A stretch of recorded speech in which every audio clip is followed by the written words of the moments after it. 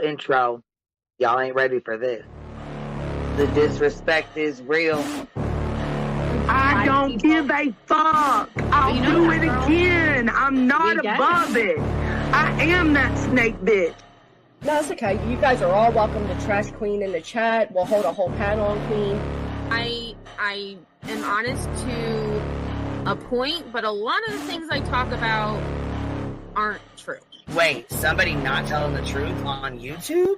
Are you fucking serious? Oh my god. Oh my god. Got a monster inside of me. You better watch out if you ignite me. The road ahead of full prophecy to be the greatest beast the world has ever seen. I feed him every day like the bones clean. I feed him all the hate and he grows me. And he gets caused real big, pissed off quick. And if you cross him, you might drop dead. Metaphorically, of course, settling this war. Never getting bored, loves the blood and gore. Always wanting more freedom from the source. They don't really understand until they feel the fourth departed. If you start shit, you'll be heartless in the darkness. Torn apart quick, you left scars ripped. You'll be chewed up and discarded. Me and my friends, we're gonna find you and we're gonna rip you apart like a witch funnel. Snakes don't get a fucking safe space. If she wants to keep it going, then we'll keep going. If she wants to stop the bullshit, then we'll stop the bullshit. But I'm not gonna fucking sit here and let anybody lie on my motherfucking name. Bring your ass. The fucking link is in the chat. That's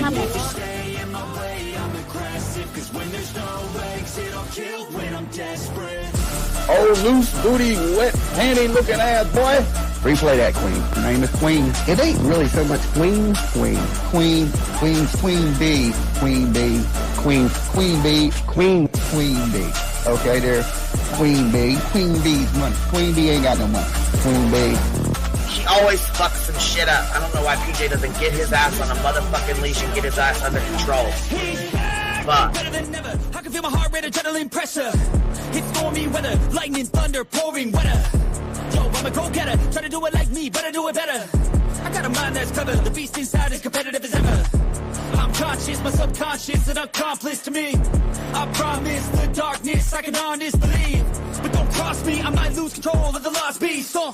He's locked away inside with the key control, by fight or flight. And I haven't brought it public, you know why? Because someone that I was fucking close to is in the middle of a goddamn lawsuit. How do I get my hands on your soap? Because I need something to clean these titty broads. My dove is just not doing it.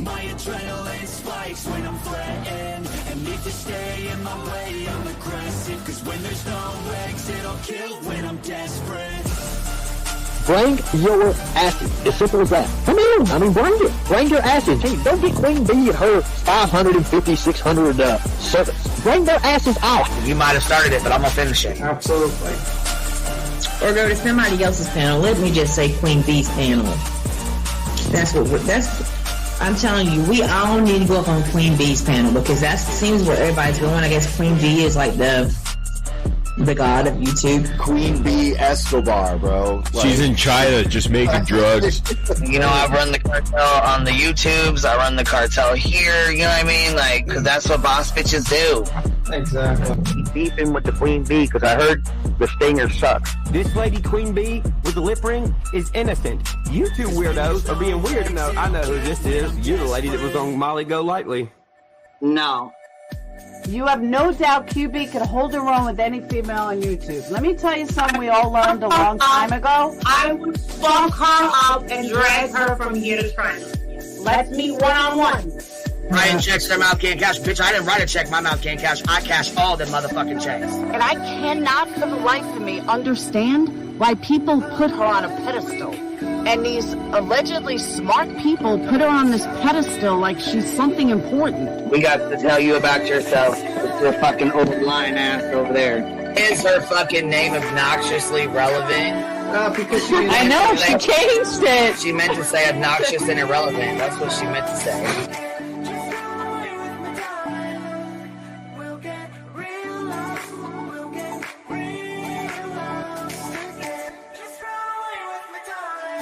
And coincidentally, it sounds exactly like Queen Bee's voice because, as I've always thought, Queen Bee is using some sort of slight distortion on her voice when she broadcasts. Exposed! Queen Bee exposed! Oh my god, bitch. Did they get that Dugan? Said they get that Dugan. That shit chronic with Rashada. You better fucking shut your mouth with that. Girl, stop. Wow. What in the hell? Someone told Queen Bee that you said it was her hacking your email. What the hell is wrong with people? Right? Take your ass to bed. It's fucking past your bedtime. Go on now. Right? Why you gotta be crying? Motherfucker killing the vibe, bitch. Take your ass to bed. Boston, no, I'm not capping at all. I'm telling the whole truth. Look, babe. Anyway, guys, I'm gonna skedaddle. You know me, skedaddling away. See you All guys. right. Pumpkin. I love you too. Alright. I despise you, Boston. Whatever.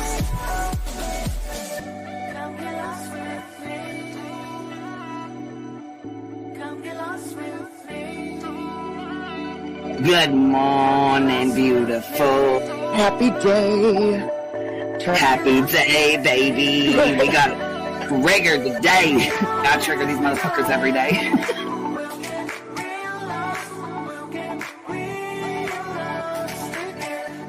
Baby Jesus showed us that, you guys. I swear to God. I know that's right, because you just put right on that shit.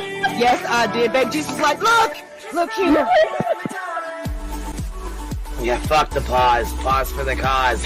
Fuck that pause. I'm trying to be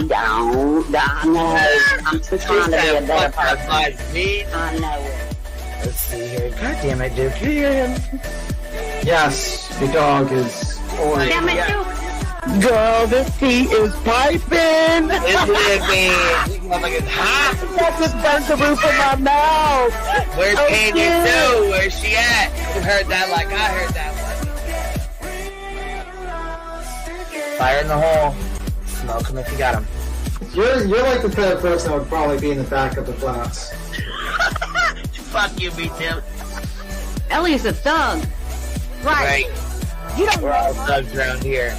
Shambles. Thank you for supporting the hot biddies.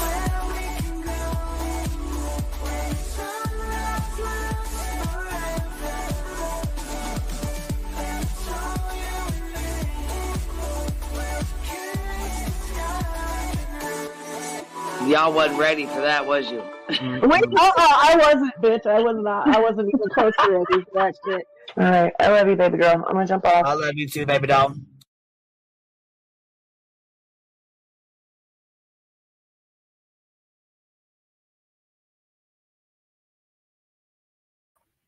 Yo, what's happening? What's happening? Sorry, y'all. I was gonna pop back on here earlier, but then I got busy, and then I got a phone call, which was an important phone call. So I was trying to wait till I was done with the call first, and then of course it was time to get my kiddos from school, so I had to do that, and then got home, got settled, and popped on here to hang with y'all for a little bit.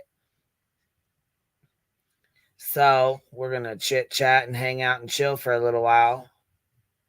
That's for sure. We're gonna talk. Well, we got a couple things to talk about. We got some stuff for the case. We got some good news and some bad news and some regular news. We'll start off with this first. Let's see here.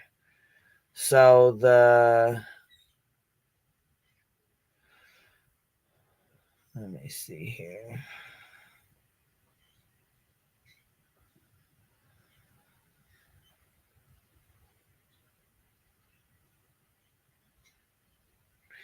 Let me drop this link in here and pin this bad boy real quick. Hold on, baby, hold on.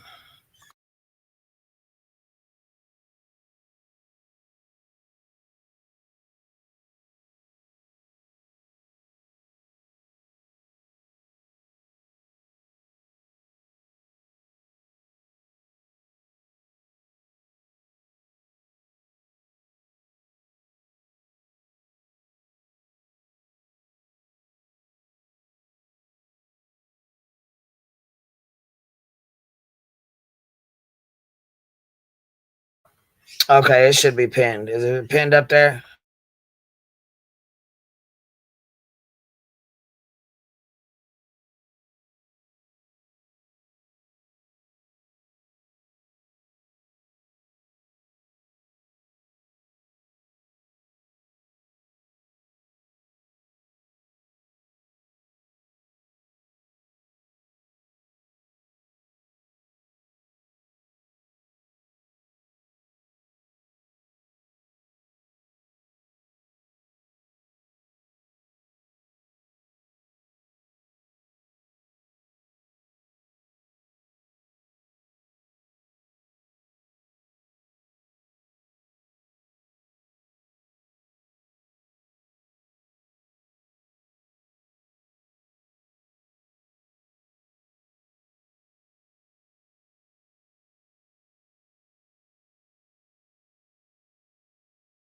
All right, y'all. Sorry about that. I was trying to get my stuff in here and get it all done so we could hang out and chill out for a little while. I was kind of wondering why,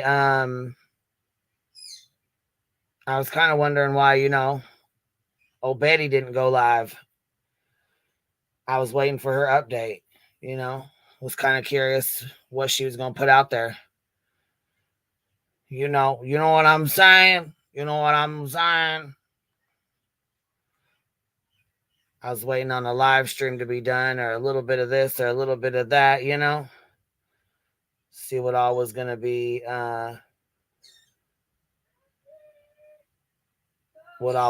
said. Because, some people like to fib and tell little stories here and there, or, exaggerate. But I think she was trying to, let everybody know, let everybody down softly. Because she's like, I know things don't always go as they're planned. I know things, I know they're going to throw out some stuff and not the other stuff. And so, so court, so we'll, you know what, here, I was going to say, we'll do this first. We'll go over this stuff and then we'll do the court stuff afterwards. Because I done made everybody wait long enough anyways when I took that phone call. So let me get back here to this shit right here. So, okay, so there was the 4 suspects were charged with the murder of Veronica and Jillian. And you guys, when they went to go raid the house and kick the door in, guess who was sitting in there on the couch with them? A judge. The judge. The damn judge, y'all. Can you believe that shit? I'm like, you gotta be joking me. Nope, it's definitely the judge for sure. For sure. And he had to resign. The judge had to resign right away. They told him, you need to resign right away. Absolutely. Cole, do you have anything to say to Jillian and Veronica's families? Do you have any remorse? The 4 people accused of murdering 2 Southwest Kansas mothers go to court. Thank you for joining us at noon. I'm Jason Lamb. Tiffany Adams, Tad Cullen, Cole Twombly, and Cora Twombly are each charged with first-degree murder, kidnapping, and conspiracy for the deaths of Jillian Kelly and Veronica Butler. The Oklahoma State Bureau of Investigation confirmed yesterday the Hugoton mothers' bodies were found Sunday. KSN's Julia Thatcher, the only Wichita reporter in the courtroom in the Oklahoma Panhandle this morning. Julia, tell us what happened during the first appearances. Jason, grief, tears, even confusion filled the courtroom today. I watched family members of Jillian and Veronica come inside, hug each other, hug deputies, and weep inside of the courtroom. The father of Veronica physically had to be restrained as each of the suspects walked through the door. I even heard the bailiff whisper to him, please, to get him to try to sit down and calm down. He wasn't loud, but it just gives you an indication of the emotion that was being felt inside of that courtroom. And we couldn't have our cameras rolling inside of the courtroom. All 4 suspects are being held without bond, citing proof of evidence or presumption of guilt is great. Their attorneys will have a chance to challenge that. Cole, Tad, Tiffany all said that they can hire their own attorney. Cora is the only one who said she cannot afford to hire an attorney, and that means that the state will provide one for her. We talked to family for the first time today. Veronica's aunt said she is confused as to how this happened. How can you hate the mother of your grandchildren so much that you want to end her life? The next court appearance is happening on May 15th. I also asked the DA if the death penalty is being considered. He said that will be decided at a later date and time. And of course, we'll stay on top of that for you. Also, as people were walking in, the security was extremely tight. I watched one attorney be told that she had to take off her jacket. The deputies eventually let her put it back on and wear it inside because she is an attorney. We couldn't have cell phones. We couldn't have any electronics. That includes Apple Watches, smartwatches, anything like that we had to leave inside inside. I saw a drone flying overhead. I was told that that wasn't recording, that was for safety purposes, and law enforcement on top of the roof. Coming up tonight on KSN News at 4, I'm going to explain why the sheriff said he needed to have this tight security presence. Here for you, Julia Thatcher, KSN News 3. Oh, I'm sure. I'm sure they had drones and all that. Veronica's dad, actually, they said Veronica's dad, tried to basically go after the four that were in there. And, I can't say I blame him. I probably would too. When someone murders your child, it's like I said, I've never had to deal with something like that, so I don't know. But what I can say is, if someone did do something to one of my children, I'm not sure. I can't say what I would or wouldn't do because I don't know. I don't know what I would or wouldn't do. I'm not even sure how to answer that, to be honest. I'm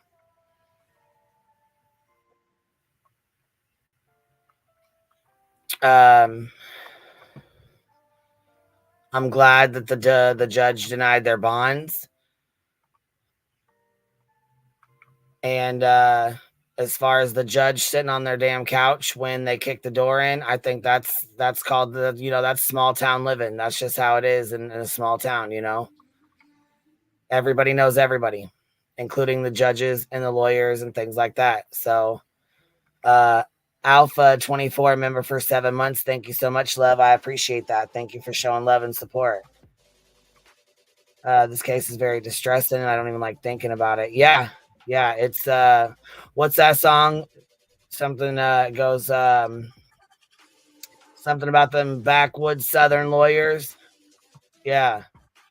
Well, there is such thing as old school and little town living and things like that. That's very true. It does happen like that sometimes.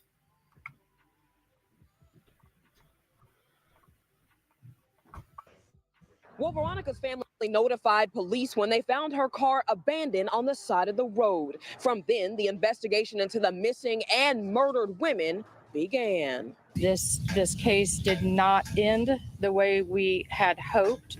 It has certainly been a tragedy for everybody involved. These 4 people have been arrested and charged in connection to the disappearance and murders of 27-year-old Veronica Butler and 39-year-old Jillian Kelly. Butler was in a, quote, problematic custody battle with Tiffany Adams for the custody of her 2 children, and the 2 were on the way to pick up Butler's children in Texas County, Oklahoma, when they went missing. According to court documents, the suspicious disappearance was reported on March 30th after Butler's family members noticed her abandoned car. This arrest affidavit reveals blood was found on the roadway. Butler's glasses were found near the car, as well as a broken hammer. A pistol magazine was found in Kelly's purse, but no pistol. Adams, who's the paternal grandmother of the 2 children in the custody battle, told OSBI she called Butler to confirm the pickup, and according to her, Butler told her something came up and she couldn't make it. Phone records confirmed the call. However, Butler was in Kansas at the time picking up Jillian. April 1st, investigators got a search warrant for Adams' phone, which showed web searches for taser pain level, gun shops, prepaid cell phones, and how to get someone out of their house. Adams was found buying 5 stun guns from a store in Guyman, along with 3 prepaid phones in February. Those same phones would later be tracked to the area Butler's car was found. April 3rd, OSBI interviewed a family member of Cora Toombley, one of the arrested suspects. This family member told police Cora said she and the other suspects were involved in the deaths of Butler and Kelly, and that Adams provided burner phones to use to communicate. The family member also said the day before the women were reported missing, Cora and Cole Toombley told them they wouldn't be home and that they'd be on a, quote, mission. The family member also told police this wasn't their first time they've attempted to kill Veronica Butler. And it's important to note the father of Veronica's children was in rehab at the time of the women's disappearance, and the OSBI does confirm they have found 2 bodies in Texas County, but have not yet connected them to these 2 women. Reporting in Oklahoma City, Megan Mosley, KOCO 5 News.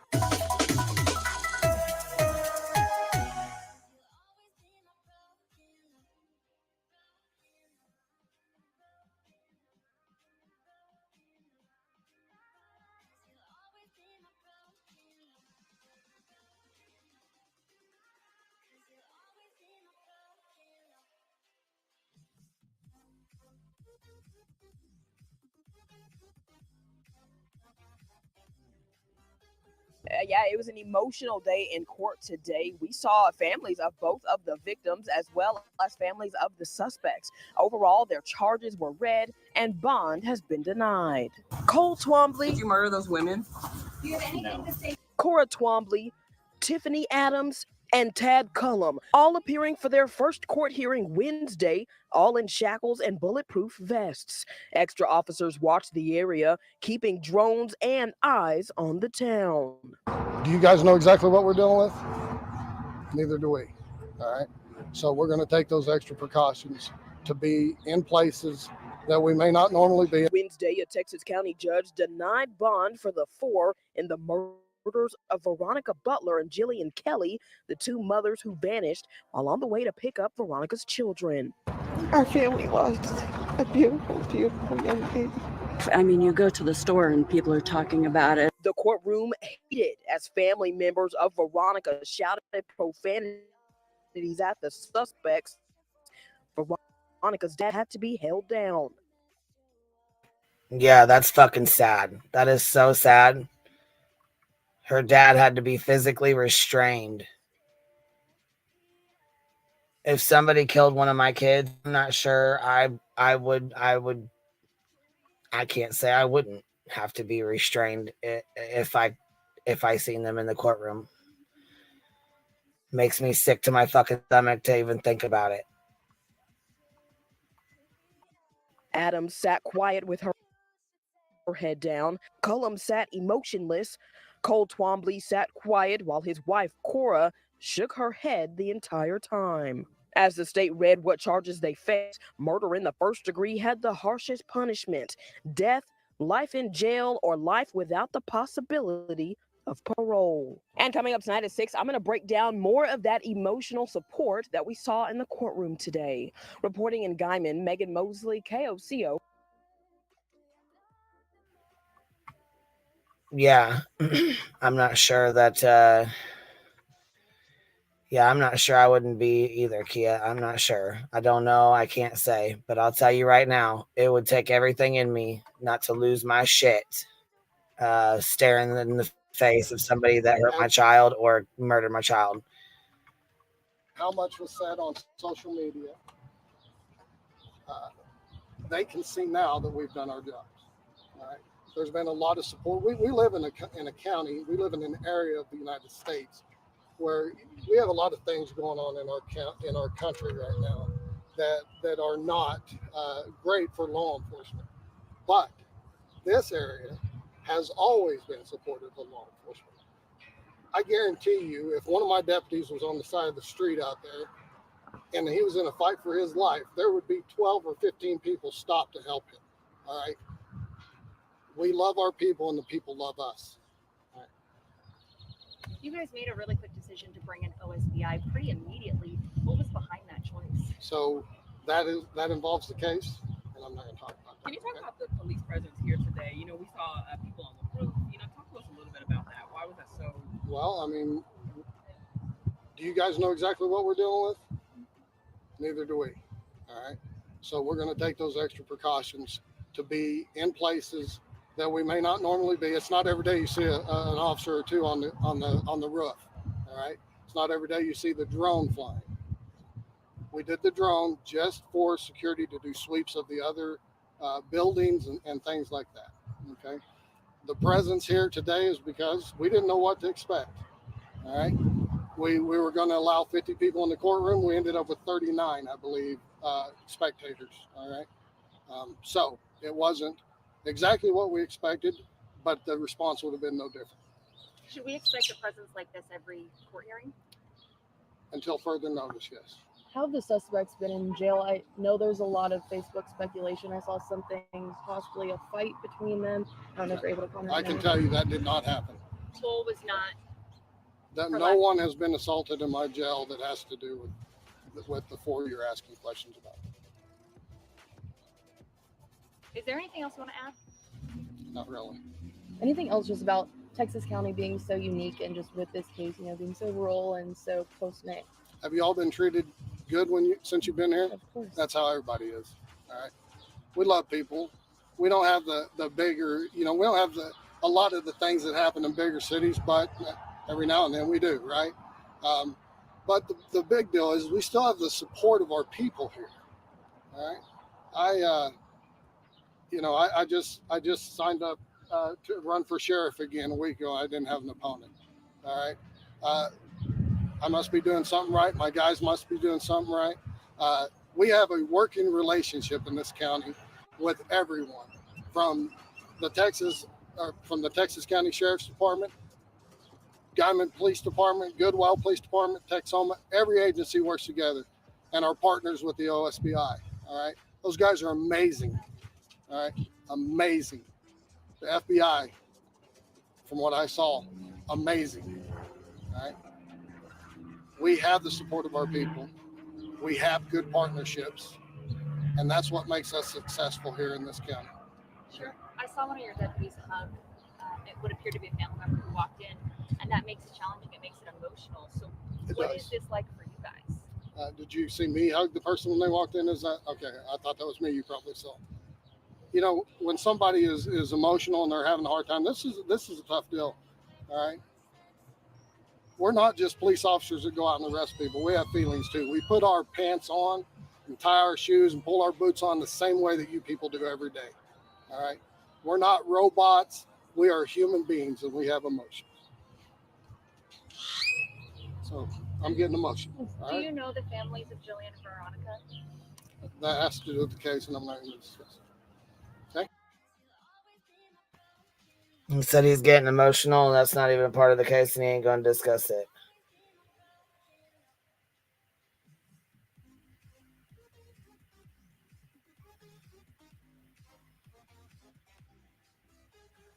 So that's part of like a small town, knowing the families and knowing other people and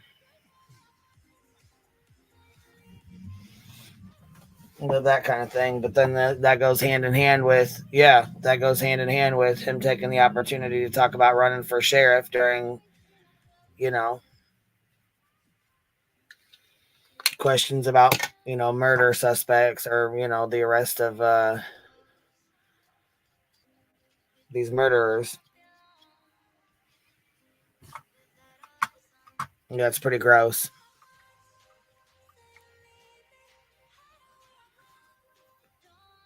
Pretty fucking gross.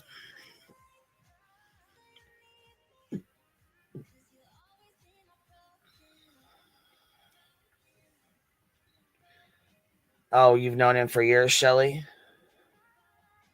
Are you from that town?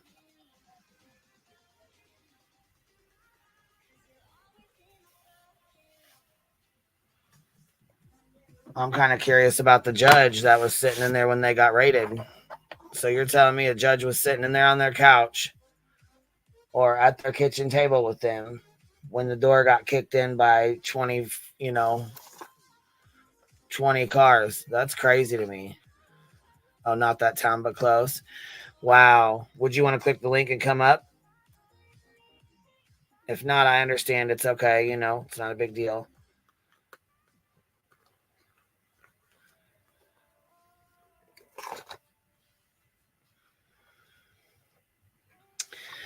Yeah, that's right. What business was he doing? The judge was interviewed. I seen that, and they basically made him resign, pretty much. And he knows nothing of the group they belong to. Yeah, that was kind of weird too, wasn't it? Like, what is it, God's Misfits or something like that? Something along those lines. What's that, B Tim? I know a little bit about it, not too much about this guys, but didn't they make the another judge, like another person, resign because he talked to the news agency about God's Misfits? The judge, yeah. The judge, they had him resign because he was talking to him about it. Yeah. Yeah. I believe weird. it was News Nation. Let me go see if I can find it. I think it was like News Nation. I wouldn't be shocked if it was them. But yeah, that was kind of weird. Because he wasn't like, when I was listening to it, it wasn't like he was saying anything like salacious or crazy. But who knows, man? Some crazy stuff going on. But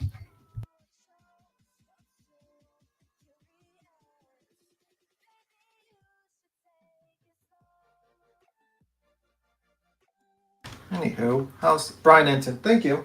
That's what I thought I heard. But that's just me. That's what I thought I heard. God's Missive has a Facebook page. Oh, Jesus. I did not know that. I don't know why. Nothing good ever comes from Facebook, to be completely honest with you guys. I swear to God. Facebook is like the pits.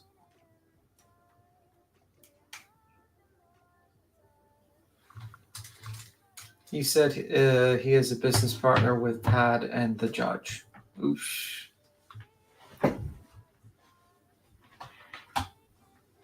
Oosh, that's not good. Judge is a business partner with one of the guys. Truth, agreed. Yeah. I don't know, man. I only hear bad things happening in Facebook land, so I don't know.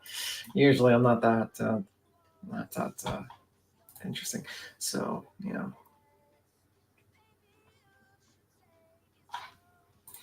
All right. I think Queen's getting the interview, I think.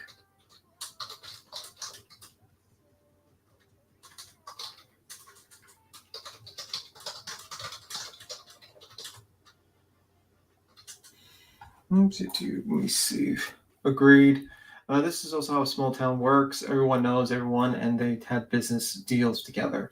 Yeah, I'm not really shocked about the business deals. It's just like, you got to see what the situation is with that,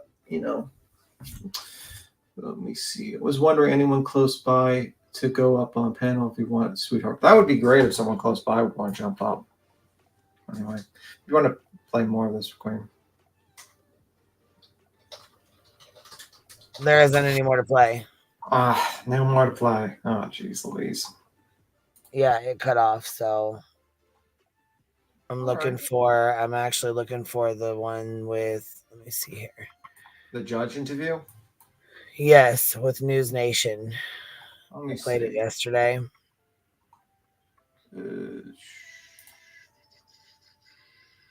I don't know why the hell it's not sitting back here. Of course it's not. Like I just played it yesterday, damn it. I found it. Here you go. Is this the one you're talking about? Is this the one? I'll toss It's got the judge in there. Has judge forced to resign after News Nation interview about Kansas mom murder? Banfield? Well, yeah, I was gonna say I pulled it up too. I found it, yeah.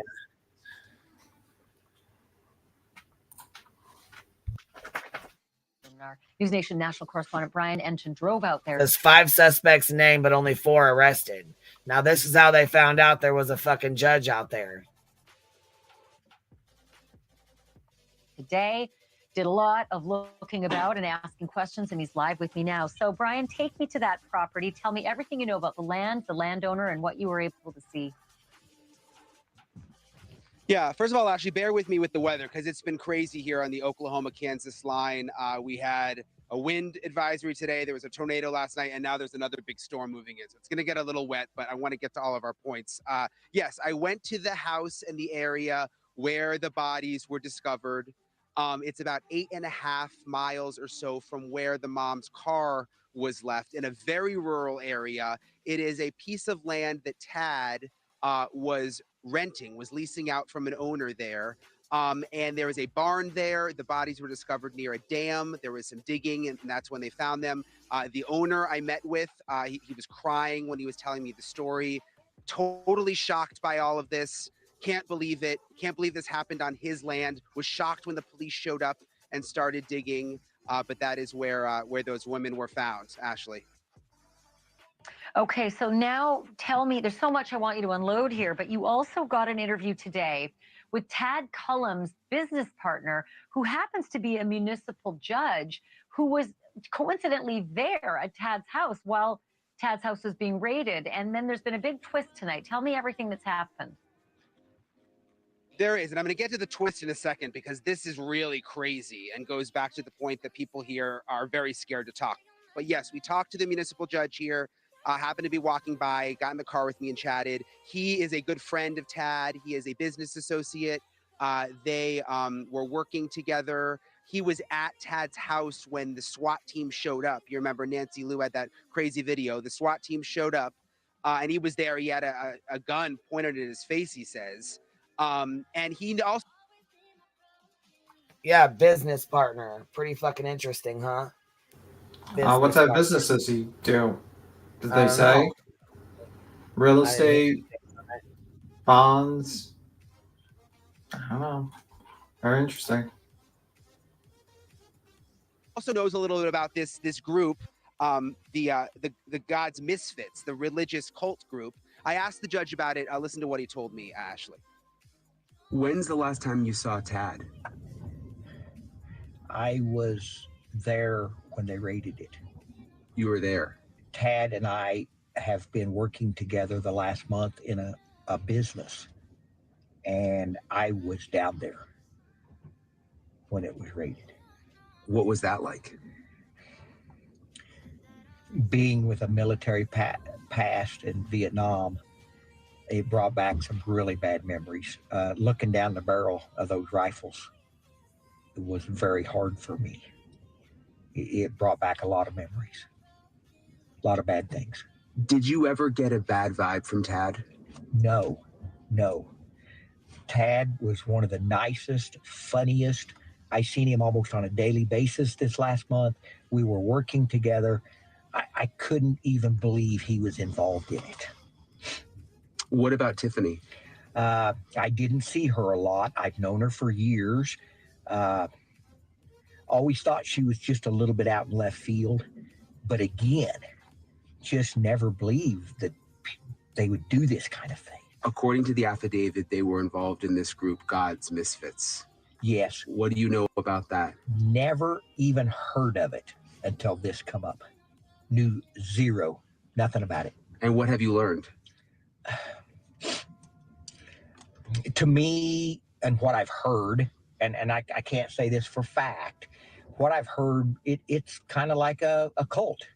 A lot of cults use God as their background to justify what they're doing. To me, that's what it sounds like. Are they anti-government? Very, very anti-government. Okay, so in a very strange twist, Ashley, I just was notified that judge was forced to resign after doing that interview with me this afternoon. The mayor, he was appointed by the mayor, and the mayor basically said, "I'm not happy you did the interview," and talked about any of this, and said, you know, we want your resignation, and he had to submit a letter of resignation. Keep in mind, he didn't talk at all about, you know, anything in a professional sense. He's just a municipal judge. He has nothing to do with the case at all. Just goes back to like why people are not wanting to talk around here, how powerful these suspects are, and now this judge is out of a job just for telling us that story this afternoon. And again, that story has absolutely nothing to do with the murder or the evidence or anything, just the experience of what the arrest was. It's astounding. And I'm sorry, Brian, you're getting pelted with rain. I can't let you go, though. Did this judge know anything about Paul Grice, that fifth man that we are mystified about? Does he know him? Does he know why he wasn't arrested? Any info? No, he knew absolutely nothing about him, which is interesting because he knows pretty much everybody in town. Everybody we've asked for the most part doesn't know much about him. I mean, you touched on it earlier, though. He was also, according to authorities, part of God's Misfits, the group. He was apparently involved in this plot to kill Veronica back earlier this year. So we know that from the affidavit, but we're not really having an easy time getting other information on him and why he wasn't arrested. You know, is he perhaps now cooperating with the investigation? We haven't been able to nail that down at this point. Thank you for watching. Go to newsnationnow.com to find News Nation. I have a silly question, and I don't know if it's a silly question or a dumb question. I'm not sure. Besides this God's misfits being anti-government, does anyone actually know what else do they believe in? To call it a cult?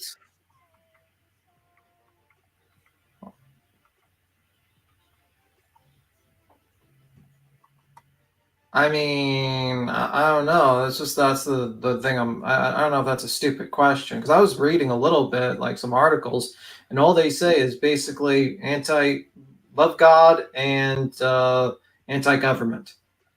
That's not quite makes a cult, to be honest with you. All right. that could probably name a lot of groups. It's like you could probably name like 60 other groups probably that kind of especially during tax time. I'm definitely like anti the government when I have to pay taxes, so I'm not really sure. Yeah, this is they are sovereign citizens. Yeah, that doesn't make them a cult. That makes them idiots. Oh, okay. Yeah, they are nationalists. Yes, nationalists. You could probably argue nationalists, maybe, but like a cult? I'm just wondering what made them believe that they were a cult. Could be just doomsday. May just be a bunch who are simple rebels. Yeah, that's the thing. Like, that's a kind of like I would expect, like, a set of beliefs that they follow. They have a leader. They believe in this particular thing. They try to recruit people. They don't let them out. That type of deal. Like, you know what I mean? All I could find was both those things, and it's very limited. Yeah, that to me, like, so, like, what did this judge hear that made him seem like, whoa, they're a cult? Like, does he know something that we don't? Maybe so. I don't know. And just, I don't know, just seems a little odd, but whatever. Subcitizens around her drive around with signs on their cars saying travel, not driving. Like that will stop the cops. Yeah, we've seen enough sovereign citizen videos of them being arrested by cops stupidly because they decided that they don't need a driver's license, apparently, or something like that. Something stupid.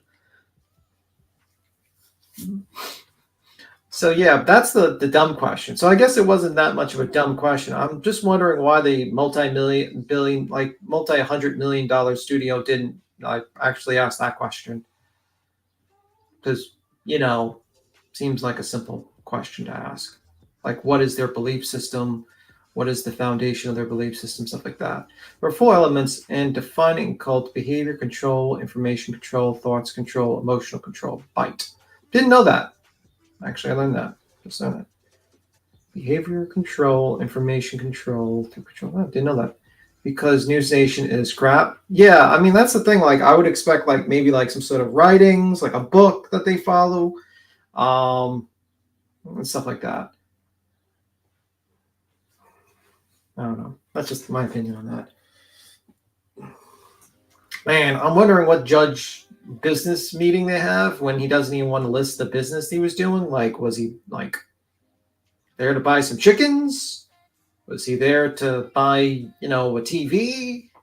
Do they have real estate? I mean, it's kind of odd that he just says blanketed a business meeting and not say, well, I was there to buy chickens. I was there to buy a TV. I was there to see a real estate deal. Instead, he's like, we were doing a business meeting. Okay.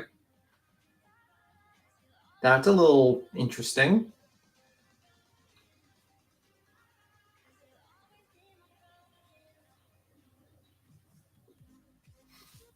Well, in my opinion, there are multiple people involved in threatening and carrying brazen attacks in Waco-style operations was called for before it could get as far as Waco. Yeah, usually there was like a lot of weapons, and that he was gathering a lot of weapons, and he had a set belief system. They had a set religion. They were trying to stop people from leaving. You know what I mean? Like that. That's a definition of a cult. This one, I just don't see it so far. So maybe more information will come out and educate me on that. Together every day because we do business together. Yeah, like that seems a little odd to get, like, what is your business deal? Can you tell us, Mr. Judge? Mr. Mr. Person? Guy who just has a meeting with a news reporter in a car in a parking lot? Okay. That's another interesting thing. You're a judge and you're having a meeting in the car. That's very interesting. The judge and Tad were business partners, so probably having a meeting about how they're going to go ahead with their ideas. Yeah, but yeah, that's just weird. Tad does own multiple properties, so there might be something to your real estate ideas. Yeah, that's the thing. But like, I'm surprised he just doesn't say, "Yeah, I have real estate with them. I was planning on doing real estate with these people." But like, another question is, would he know about the warrant going out? Would he have knowledge beforehand of a warrant going out? Is he stepping in there? Like, you know what I mean? Could he have knowledge about that and be like walking? This is speculation time. This is like pure tinfoil hat theory times, just putting that out there. So this is me being a tinfoil hat conspiracy theorist right now. So whatever, criticize me all you want, but like, could he possibly have knowledge of a warrant going out and then basically moseys over there and, has a business meeting with individuals? I don't know. Who knows? I don't know. That's just the thoughts of a crazy person, different county. Yeah. Well, can I just say, I got to say this. So earlier I was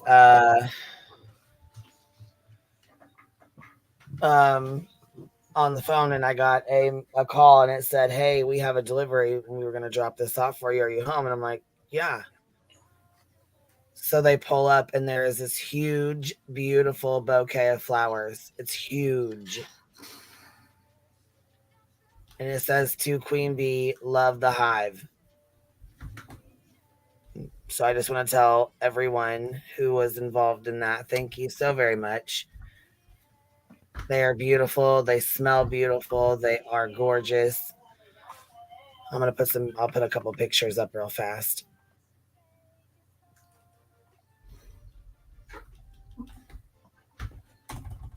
Oh, that's nice. Yes, it was very sweet, and they are beautiful.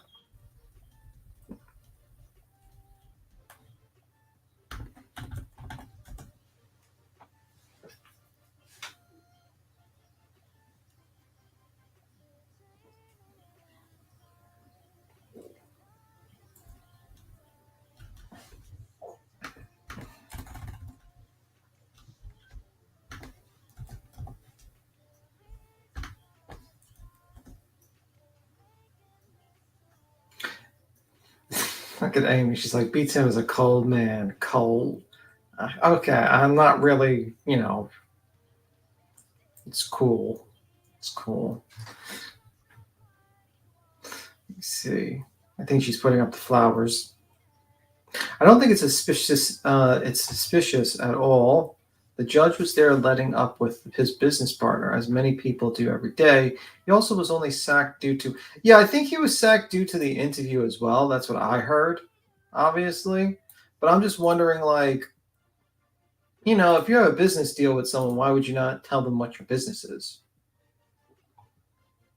It just seems like a little bit, you know what I mean? Like if I was in a meeting, I'd be like, oh, I'm here for real estate. I had a business deal with real estate. Oh, I had a deal with buying some chickens or something. I don't know. Just that something.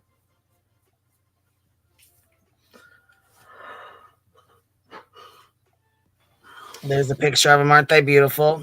They look nice. They look nice.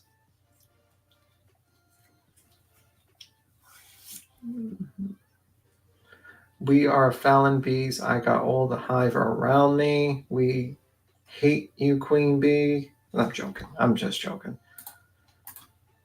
Let me see. You got a super chat, by the way, from Tracy Scholar. Tracy Scholler. We are Fallon bees. I got all the hive around me. We love you, Queen. Oh, thank you, baby. I love you guys too. Thank you so much. Who is this? Riding high on the fly. Gifted 10 memberships. Riding fly on the high. I'm done. That's too funny. So basically, and I want to tell you guys, thank you guys. So court today went pretty good for the most part. They heard Betty's they heard our motion. They were going to hear our motion to dismiss. The judge has 30 to 60 days to decide what he's going to do. So we have to wait for that. Okay. That's pretty much all that was heard today because Betty or Andra did not notice up any of her stuff. So she didn't notice up the dismissal for the counter suit, which is ours. and she decided not to go forward with the protective order because I was not there. So there's that. So basically, she has to come back. She definitely has to come back. Yes. Oh, shit. And she definitely has to come back for depositions as well. Oh, my God. Oh, my God, Betty. What are you doing? What are you doing, Betty? Maybe that's why she's trying to rent out her home so she can get a residence in your state so she can travel to the courthouse. And Well, I don't know about any of that.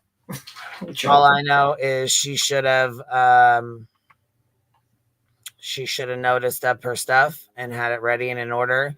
But, you know, that's when you don't have an attorney and you don't know Illinois law, that's what happens.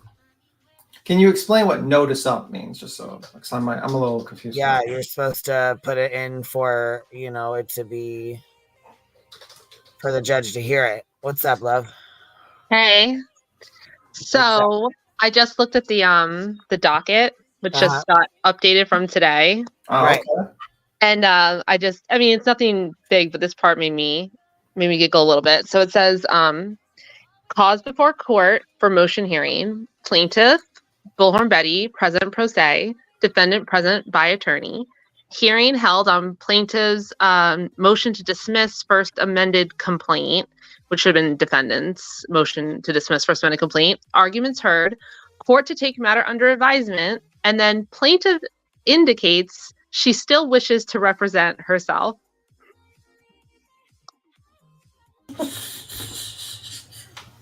Yeah. It's like the whole world is telling her, get a lawyer. You don't know what you're doing, but there we go. Oh my God. Yep. So I'm not sure what she told her audience, but they basically paid whoever paid for this trip. Wasted your money. Yep. Well, she'll be coming back. Well, but I think the bottom line is that, you know, she was saying, she thought, and she's mentioned it, right? Like, you know, kept saying, well, Queen's gonna have to show up. Like, I'll see her in court. And Queen knew she wasn't gonna have to go, but we're not gonna tell her that. And it must have been a very bitter disappointment and a nasty surprise when she showed up there and realized that she's there. Oh, she was pissed. In person, she was fucking pissed that I and wasn't. all she wanted to do was force Queen to be there. That's it. She didn't want a restraining order. Come on.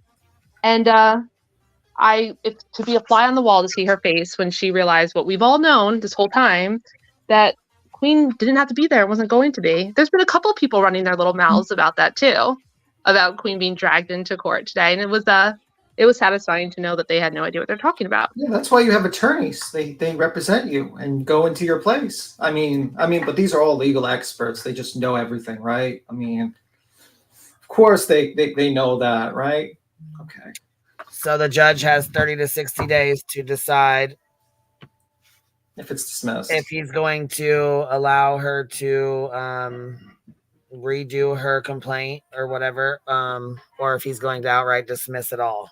Wait, so she even if he does allow it, she would have to redo her complaint to then be reviewed again? Oh my God. Oh my God, Betty. Yes.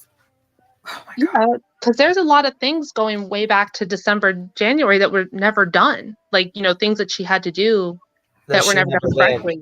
There's a lot of stuff that she was supposed to have done that she never did. Right. Kelsey in the chat asked, how do we think she's going to spin it? I guarantee she's going to say, Queen didn't show up, so I couldn't do it, you know? But, like, it's all going to be on the docket. Everything is going to come out what happened. You know, a transcript can eventually be made. I'll have it in 2 weeks. I will have that in 2 weeks.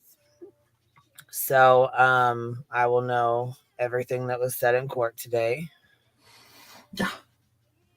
Very interesting. And then Betty's going to have to come back again for those other for the other motions, and then she has to probably come back for depositions and for a deposition and other things. So very fun. Very fun. Illinois, how is Illinois? Is it a nice place? It's a good time for a vacation there. It's nice to travel around. Are you saying that just so you can say Illinois? I'm just saying that she's going to be taking a lot of sightseeing trips there due to Here's her. my thing. It's funny. It's like I would have gone if I was going to waste all this money and fly there to Chicago. I at least would have gone for an extra day and stayed over in Chicago and done something. No, like she just flew, got into a rental car, drove for hours, went in there, had not set any of this her motions to be heard, wasted all her time, and had to go back home. Yeah, and she's going to do that a couple of more times. So congratulations, and you're gonna, I mean, congratulations, and then you get to enjoy that, fantastic move. All I can say is that it is a situation that even if you wanted to feel a little bit bad for her, it's completely 100% of her own making. So you don't have to feel bad for her under any circumstances because she 100% had full control and decided to create the situation. Nobody else did. Nobody else wanted it. She wanted it. Yeah. Now you get it. Enjoy. She loses. Okay. So let's say the judge even lets her redo the complaint again. She has to redo it. And then she has to do the expensive part of doing the litigation, all that by herself. Or it gets dismissed and she's just now has to fight a countersuit and she gets sued and she has to fight a countersuit in another state as well. So congratulations. Either way. Great job, Betty. Great job. Fantastic. I'm sure you'll do well. I'm just waiting. I think everyone blank screen, everyone's just waiting for her to go live with for her hair pulled back. Blank screen's name was brought up today in court. Oh no. Oh, My attorney doesn't know who that is though, so neither did the judge. She's like, blank screen. They're just like, who is blank screen? I don't have a monitor. My monitor's not blank.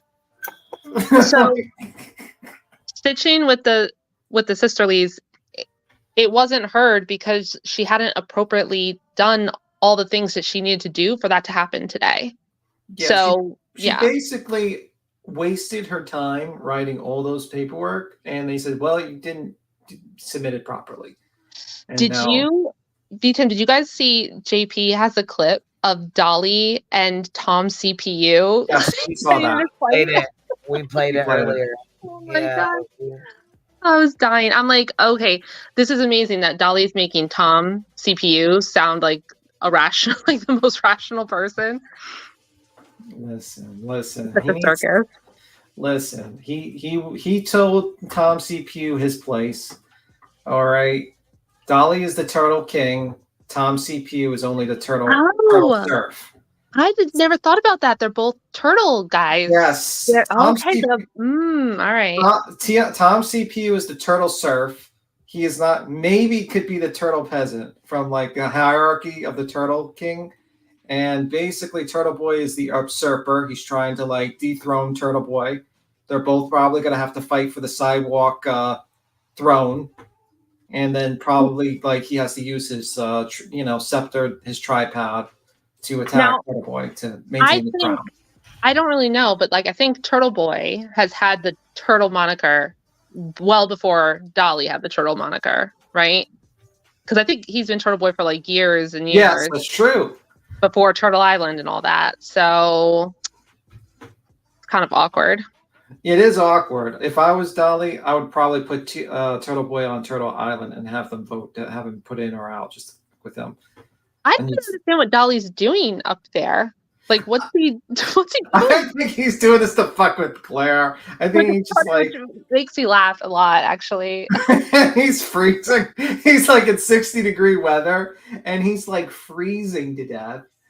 Yeah, because he's from down south, so he's used to the warmer weather. And I think it's funny because I do see a lot of people Free Karen Reed people, and they make comments this DUI guy is up there. All the people go there, and they're all saying to the Glare, "Oh, Glare, you coming up for the trial?"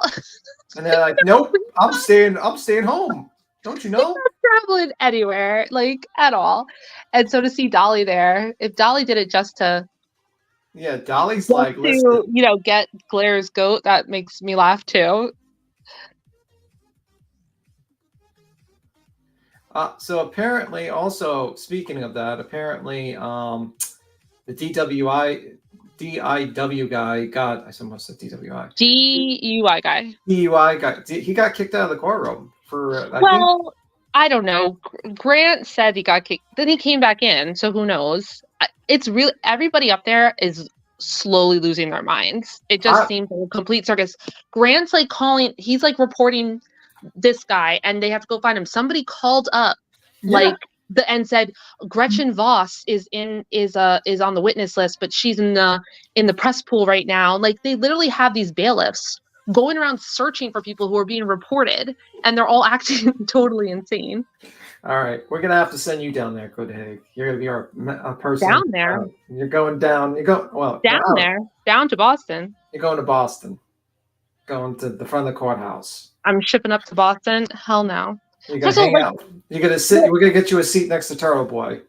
The funny thing is, it's like Dolly. I do want to see how much they keep up with this, because it's going to be 5 days a week for like 2 months.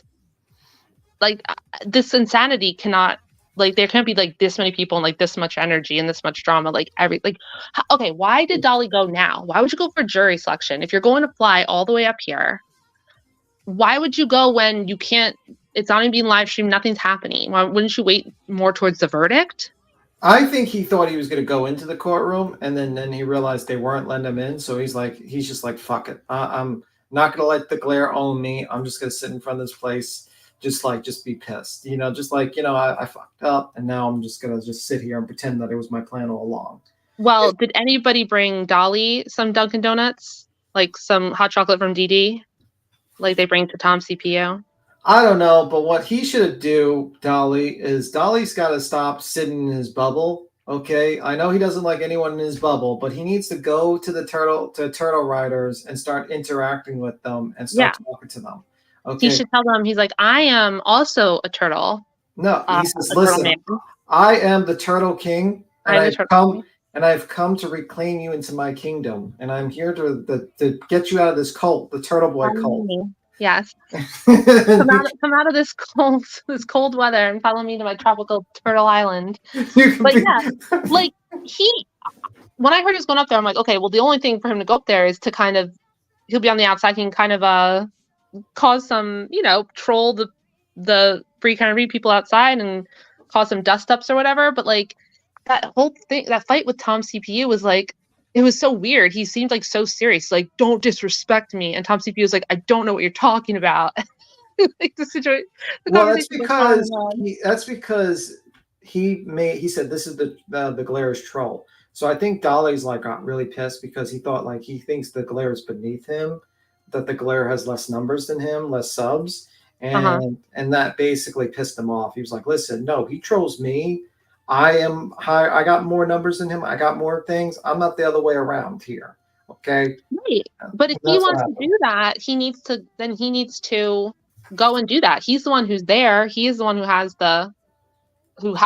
have the bigger numbers. So don't be whiny about it and be all like, oh, someone called me the Glaire's troll and I don't like that. Like, go ahead, and if you're so dominant, if you dominate the Glairer, then do it. Yeah, they're all so weird. What you should do is, I would probably just start interviewing all the turtle riders. Be like, "What's your thoughts on this?" And just get their crazy takes. Yes. Why is he not doing that? What's he doing? Is he just standing in the cold, shuddering? Get their crazy take. Get their takes on the case. Get all that. Try to get an interview with the DUI, whatever the guy's name is. I don't know why he names himself that, but whatever. Because he just does DUI cases, he just gets people off on DUI charges. Kind of rich that the woman literally was drunk when she probably hit her boyfriend in the car. But anyway, that's what I would probably do. I would be interviewing. I really do think he should do that. I don't know what other content he could possibly be doing up there. Be and just be like, this is the perspective of the protesters, and I'm a skeptic, and I want them to convince me. Do a Louder Than Crowder thing. Just be like, get a table, right? Put it try to convince me Karen Read is innocent. And you put the table down, you get the microphone, and you said, I believe Karen Read is guilty of killing her boyfriend. Convince me. And then you just bring the crazies over to debate you and just live stream it. That's exactly what you should be doing. That little clip today was Dolly. so like ridiculous. Dolly, if you're listening, that's what you need to Yeah. do. You need to do that. Oh my we God. need to see the Especially craziness. to hear those Boston accents with that Georgia accent or whatever he's from, that would be, yeah. Or Virginia, I don't know where he's from, but he has like a Southern accent, and they have those Boston accents, and that's what he needs to do. He needs to do that. We need to hear these people just go out with their crazy conspiracies, and then we can. And then they can. Then one of the questions be like, "Are you disappointed that the glare is not down here and he's in it and he's just staying it there?" Yes. And just make that one of the questions that you ask every single person there, just to fuck with them, and then eventually, and then.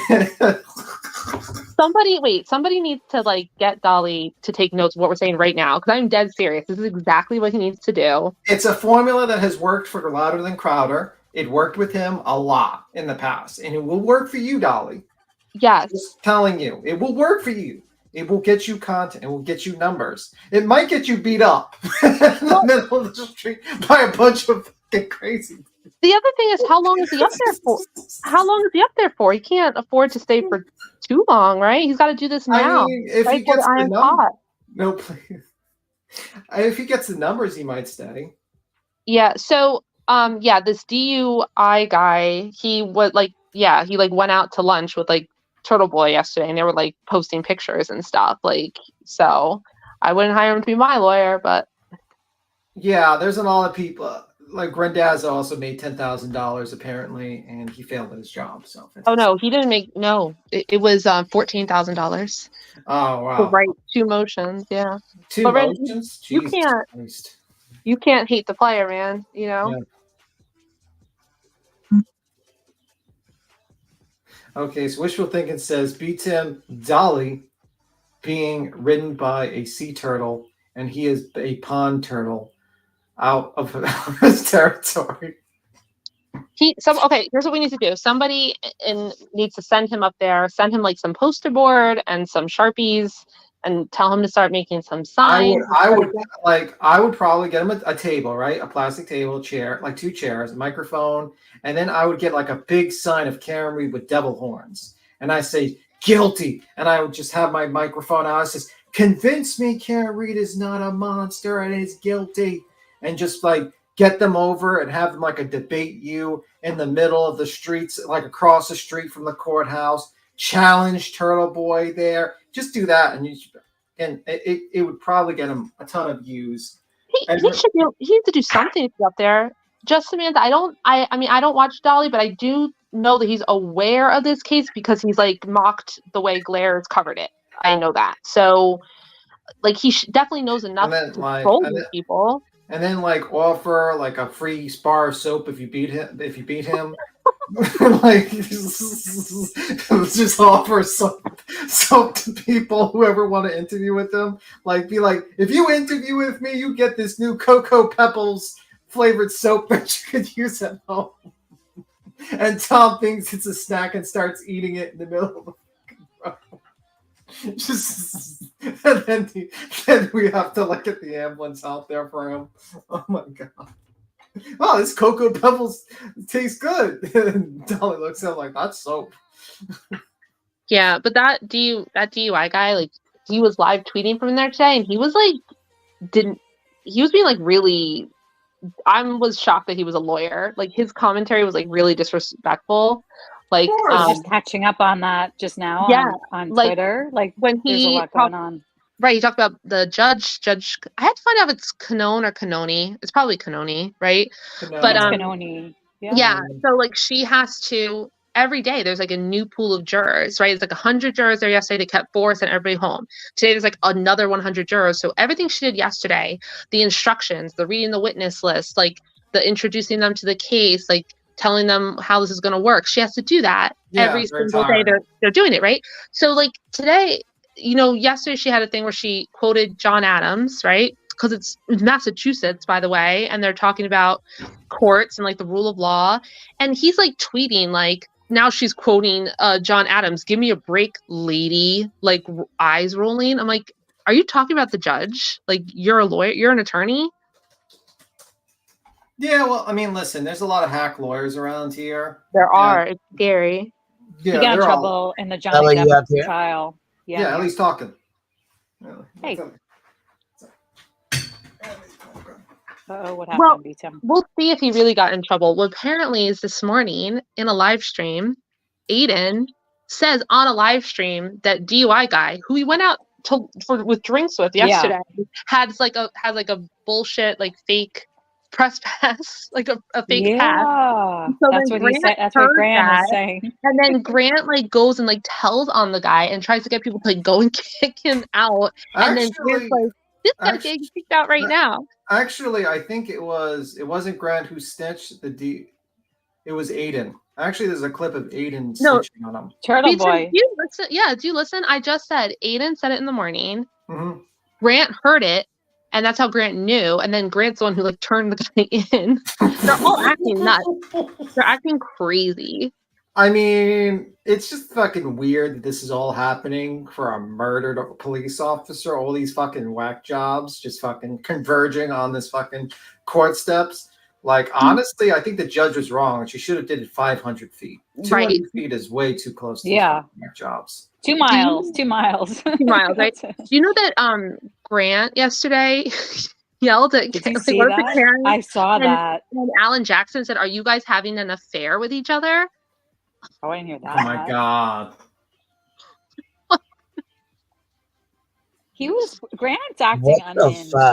He's acting nuts. I've been saying for a while, like Grant, like I have nothing against the guy, but I've been telling people for a while, like, listen, he's kind of crazy, guys. Like you can't just listen to everything he says. Go look at his Twitter from the last 48 hours. He's lost a little bit. I mean, most of them are. Did you see where Tom like seen Dolly sitting across the way and Blair called Dolly his Yes. shit, and they were girl, that shit was hilarious to me yesterday.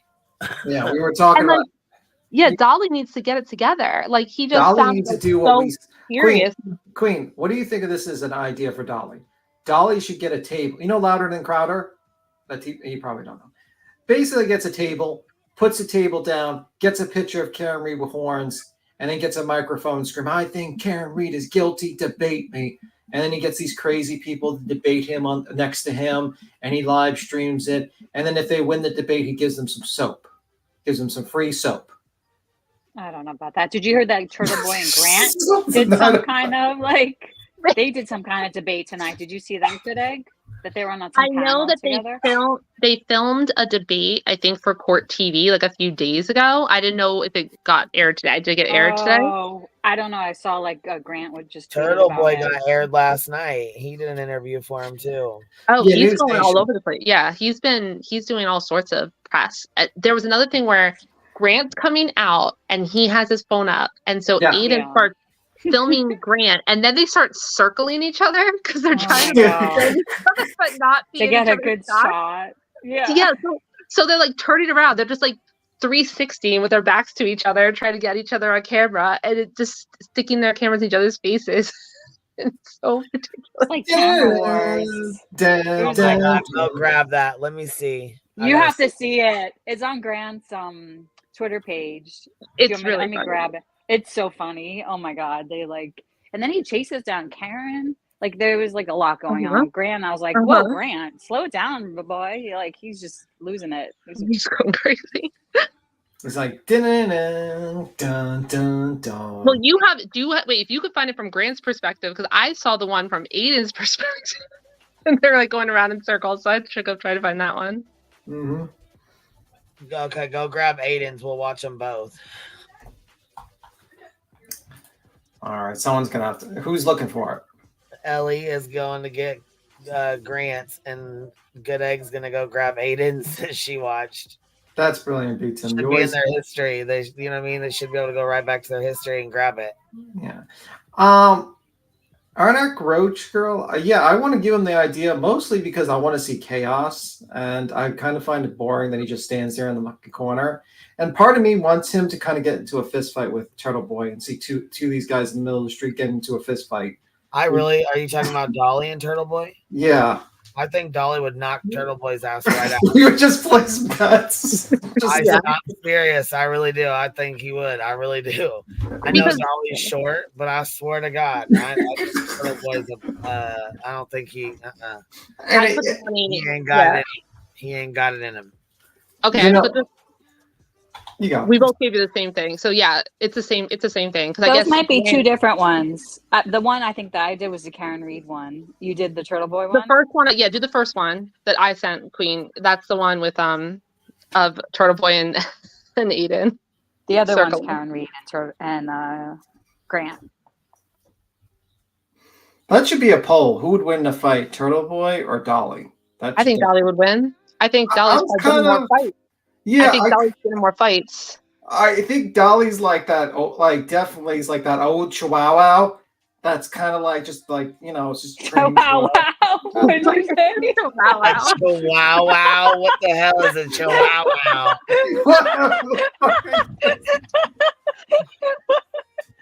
What the fuck is a Chihuahua? All right, here we go. Okay, here we go. Wow, wow. Chihuahua.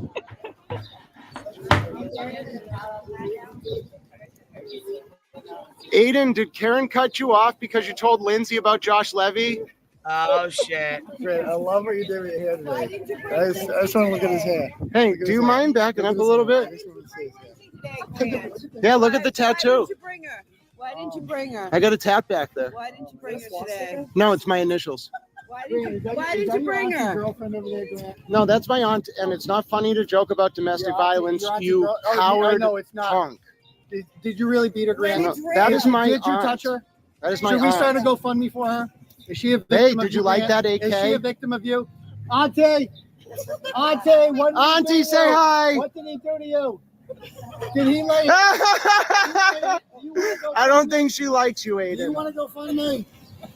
What did you do to her, Grant? What did you do to her? What are you doing? Did you like that, AK? What did you do, Grant? What did you do? God, everyone's What got did their you do phones to out. Auntie? Leave Right? Auntie alone. 8K Leave in Auntie 24 alone. hours. We're in the Leave darkest Auntie timeline. alone. There he is. They're doing a phone off. 8K in 20. Any comment? What you did? Wow, to you're Auntie? not scared of me Auntie, this time. Auntie, Who's taller? What did he do to you, Who's Auntie? taller? What did he do? Listen, you South. What are you, a State Street VP or something? Yeah. Grant, do you still need money for food? Right now? Yes. No, my aunt got me a sandwich. Oh, your aunt got her a sandwich. That's great. What if she's a domestic violence victim? Do you think that's funny? She is, because you touched her. Why did you do that to her, Grant? Sources are telling me. Developing story. Any comment? You make fun. Any comment You on make that? fun of FBI domestic sources violence. are telling me that you did this. How's Leah? Is this true? How's Is Leah this true? Ferreira? Is this true? How's Is Leah that true? Ferreira, FBI Aiden? sources. How's Leah FBI Ferreira? sources. How's Leah Ferreira? Shocking news. Shocking news. Say hi to Shocking Leah. news. Say hi to Leah. Shocking. Any questions? I Grant? answered it. Grant, why aren't you answering any questions? I want to know Grant? where Leah Grant, Ferreira is. Where did you get that jacket from? Every Grant? time I Where say did the you get name, that- he yells louder. Did you get that as a gift, Who's Grant? Leah Did you get that Ferreira? as a gift, Grant? Oh, he's She's an getting FBI nervous, agent. little boy. Did you Look get at his that as a eyes. gift? Is she your aunt? Are you working for the FBI, Grant? Did the FBI give you that jacket, Grant? Did they give you that jacket, Grant? Yeah, He does get nervous when he mentions that name, Leah Ferreira, for some reason. His eyes get a little nervous. Turtle Boy. Is that not the most obnoxious? That was just like literally the embodiment of obnoxiousness. Right, right. Seeing that has made me hope for a meteorite to end the entire planet, because I think it's at peak evolution at this point, and I feel like Maybe. this might Could be be onto better something. to end it now for everyone. Peak evolution. What the hell? Like the peak evolution. We're on the of humanity. downswing. Yeah. We need to replace everyone with, Here's the other one. Here's the other one. you know, like seeing a bunch Karen, of are you not taking the stand because you said it was your fault on the night you hit John? Good luck today. You guys are amazing. I even brought my son out of school to see this. You guys are fantastic. Oh, you got to be careful. Sorry, Gretchen. Any comment before jury selection today? Not this morning. Any comment, Karen?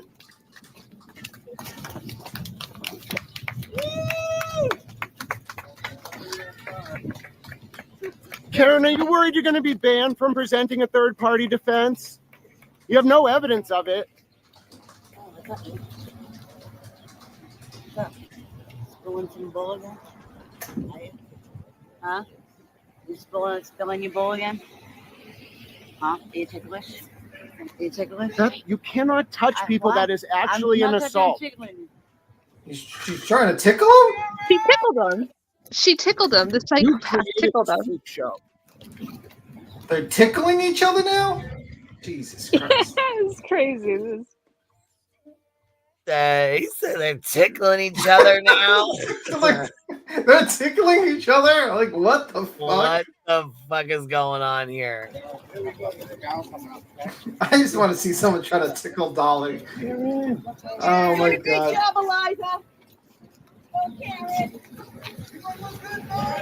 Karen, is your dad in the intelligence community? Hey, I got friends too.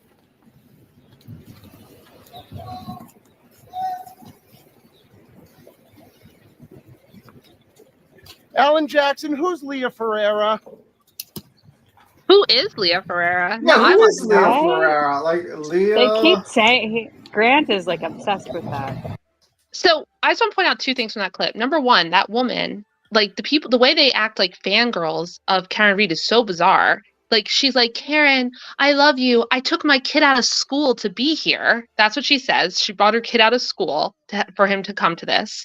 And then that other woman, she's mad at Grant. So she starts being, are you ticklish? And she starts freaking tickling the guy. And he's like, don't touch me. These people are crazy. He's tickling her. He's tickling. Imagine if that was done, like a man started tickling a woman. Just you go to jail. Started fucking tickling him. That shit cracks me up. Like, tickling. That's what they're gonna do to Dolly next. They're gonna start tickling him to like get revenge. Grant, like Tom CPU is gonna start tickling Dolly. But the one thing is, after he gets tickled, he says to Karen, he's like, you created this freak show. And the thing is, it is a freak show. And like, Karen is an educated woman. She was like a college professor before she got arrested. Like, she knows these people are freaks, and like she would never hang out with these people or behave the way these people are behaving, but she's using them. So it really is literally a freak show. And, I mean, they're all going crazy up there. I think Oh yeah, and I want like front row seats to see these crazy people. To be completely honest with you, and that's what Dolly should be doing. Dolly should be covering as like an outsider the insanity of like the people outside of the court, and just bother them. He's good at bothering people. Yeah. But who's Leah Ferreira? Now I really don't know. Who is Leah Ferreira? Does anyone know who Leah Ferreira is? Does anyone? Well, Grant always has these like really. Grant's always been like saying these ideas, like with not telling anybody where it comes from, that Aiden is an FBI informant from something that happened up in more north of New England than Massachusetts, either Maine or New Hampshire or some shit like that. And he's never. It's basically him just like babbling it. Like, it's never said, this is why I think this, or here is why, or here's any proof. But I would bet now that he's saying, is your dad in the intelligence community, and who is Leah Ferreira? Yeah, but it's this weird FBI informant thing. But did you notice like Turtle Boy's face gets a little more serious when he starts mentioning Leah Ferreira? Yeah. Like, did you notice that? That was weird. I was like, wait a minute. Like, why is he like getting serious? Like, he's like, it sounded like his face looked like he was a little worried actually when and he did start getting hot His eyebrows. Yeah. Yeah. So now I wonder, who the hell is Leah Ferreira that's scaring Turtle Boy? Anybody know? Does anyone know? That's a question I would like to know, who this Leah Ferreira is, and why is Turtle Boy? Did you hear about Gretchen Voss being like banned from court? Yes, because somebody from the Facebook group, Ellie, called up. Like, are you and they serious? posted the Facebook. Yeah, they're like, I just called the judicial whatever, and God. like pulled on Gretchen, and they went to go get her, but she was already gone. She'd already left the media like thing. Like, they were chasing around. They're chasing people around all the time. Wow. And there was something else. Oh, so that that girl, that blonde in the pink in that video, Yeah. that's like Aiden's girlfriend. New girlfriend? Oh. Yes. Well, That man, I thought so. The one that man, was like, I'm gonna give that woman a suggestion. Do not let him film you. He is notorious. He actually admitted in court. He's a revenge pornographer. So Well, it's too late, because he does the same thing all the time. don't understand that thought process, but yeah, that's his. I mean, women are getting desperate. I'm just saying, like, that's desperate. That's really desperate. Holy fuck. That's definitely desperate. I'm gonna have to rewatch that clip to see where you're talking about his face getting serious, because I wasn't paying attention. Look, like if you play the clip of them, like when he's like doing the phone by phone, and if you look at his face, he starts getting like his face changes and he gets a lot more serious. Like he's smiling before, and he starts getting really serious when he starts screaming Leah Ferreira. And I don't know if I'm like the only one that noticed that, but I'm just saying. Yes, he has another I just girlfriend. looked up Leo. I don't even know. I'm trying to look up Leo Ferreira and get nothing. Let me see. Like nothing with. How would you spell Ferreira? Ferrara? That's. Yeah. Big mystery.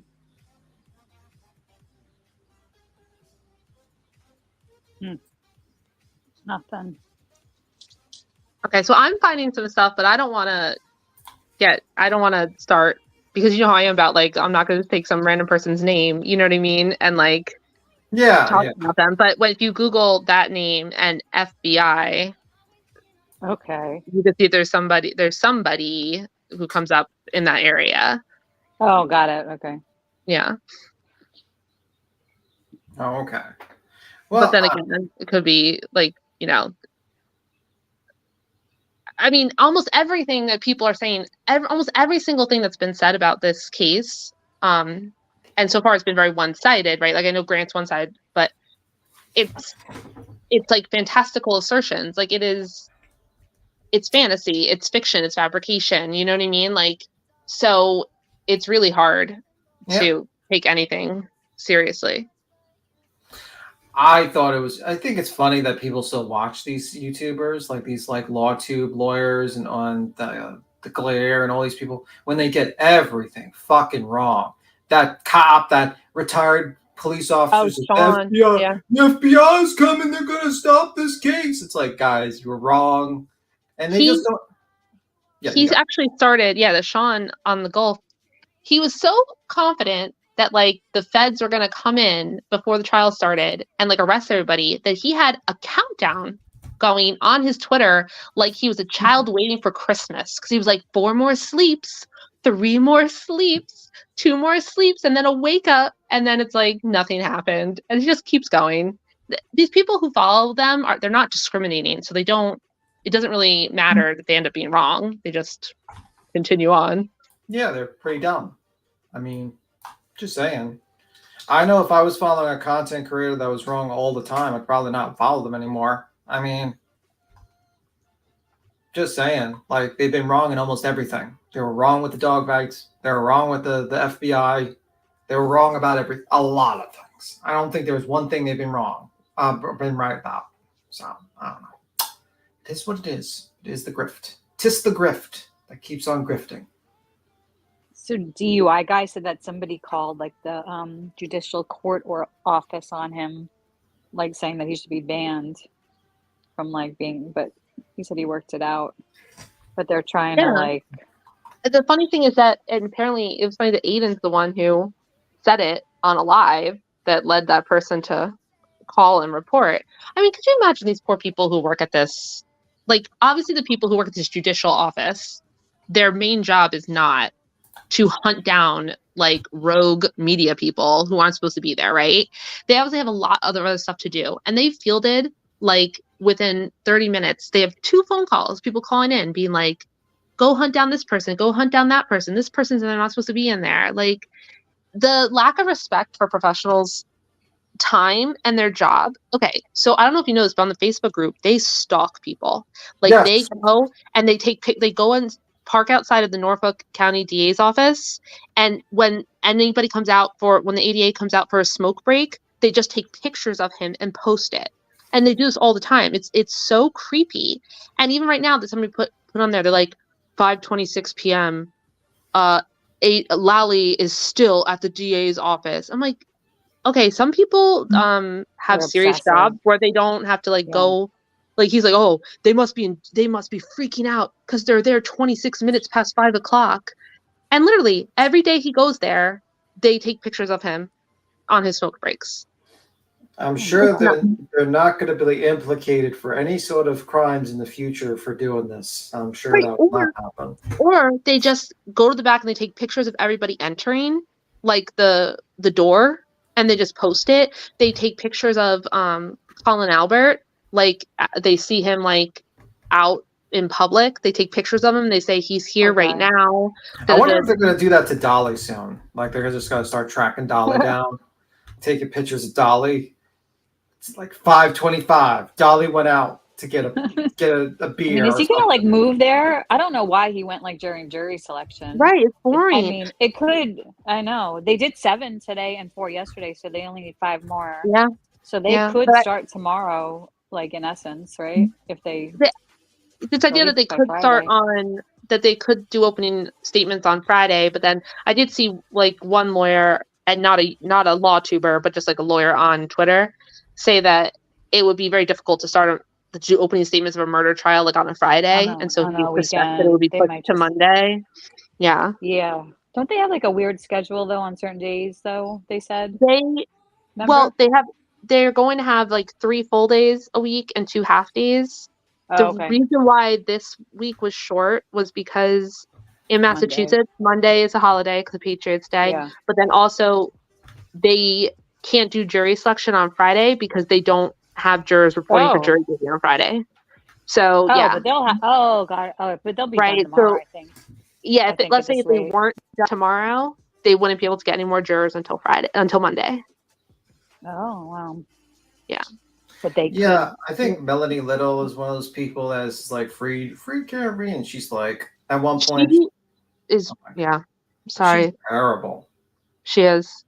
And she was a lawyer. So I try to tell people like these like law tubers they're so wrong sometimes. I think some of them are just true content creators where they're like, I don't understand how somebody could be like, I'm a smart professional and I know that this isn't misinformation, but because I want to grow my channel and this is my new YouTube career, I'm going to lie to my audience. Some of them are actually doing that. Like the lawyer isn't lying to his audience. He just doesn't get it. Like he just doesn't understand, right? Like to an extent.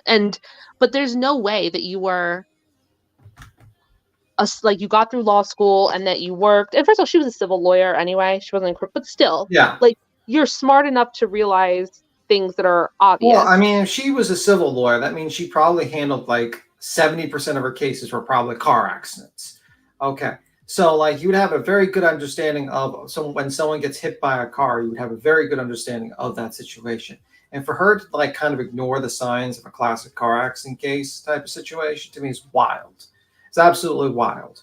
And I don't know what kind of law she did, but it is true. Emily D. Baker, who I don't watch, I've never watched her. I really don't like law tubers, but she is going to cover the trial. Yeah, we'll see. We'll see. I mean, because if you're coming at it from right now and you're just watching the trial, like, I don't know. I mean, she said she's going to cover it like as a juror because she doesn't know so much about it, but she's smart and like I think it will be good for her to like do it that way. She doesn't know all the controversy. I mean, she knows. I'm sure she knows a lot of it, even because she's like there's a lot of different stuff. She has like a lot of.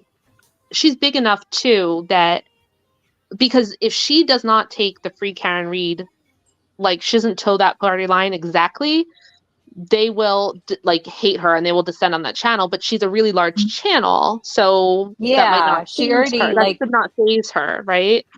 Yeah, she did a little like 25-minute thing about it today, and she said like, was it a murder or was it a cover up? So she's or like exactly what you said. She's gonna like show But then the thing though, like if you're gonna really like, and I know like it's not really a criticism because it's fine, but if she was really going to treat this like she was a juror, she would not be starting with this narrative.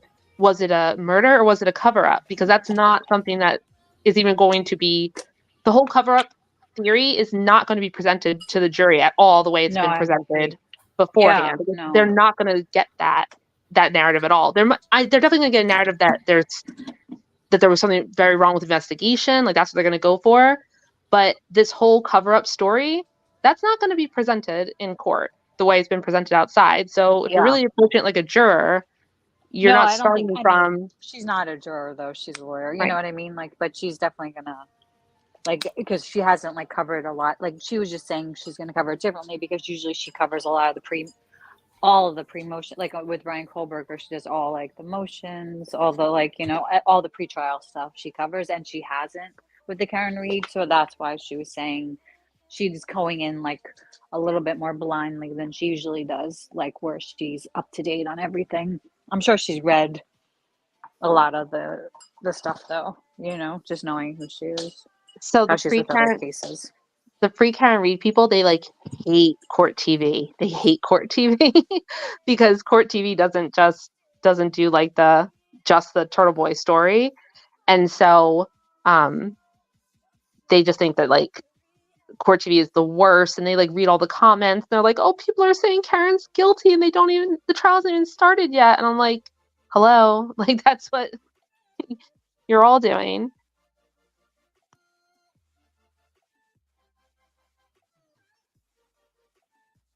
Yeah, I know Captain Upton. I don't know her. I've never watched her, any of her content. I obviously know who she is. But I would be interested to see. I just really feel like anybody who's like a smart person who is in any way paying lip service to the free Karen Reed thing, and I don't mean just talking about the different sides, because we're doing that too, but I mean really like leaning into it, is doing it for the algorithm, I guess. So I would like, we'll just see like how people present it.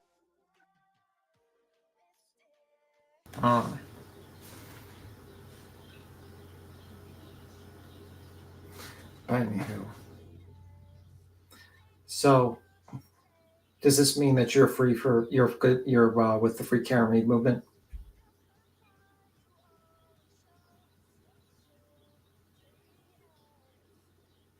I think she's short-circuited. I'm joking. What are you talking about? I was seeing if you were listening. I says, does that mean you're with the Free Karen Reed movement? Who is? You. Why? Because I was just joking. I was just seeing if you were listening. I am listening. I got you. I'm joking.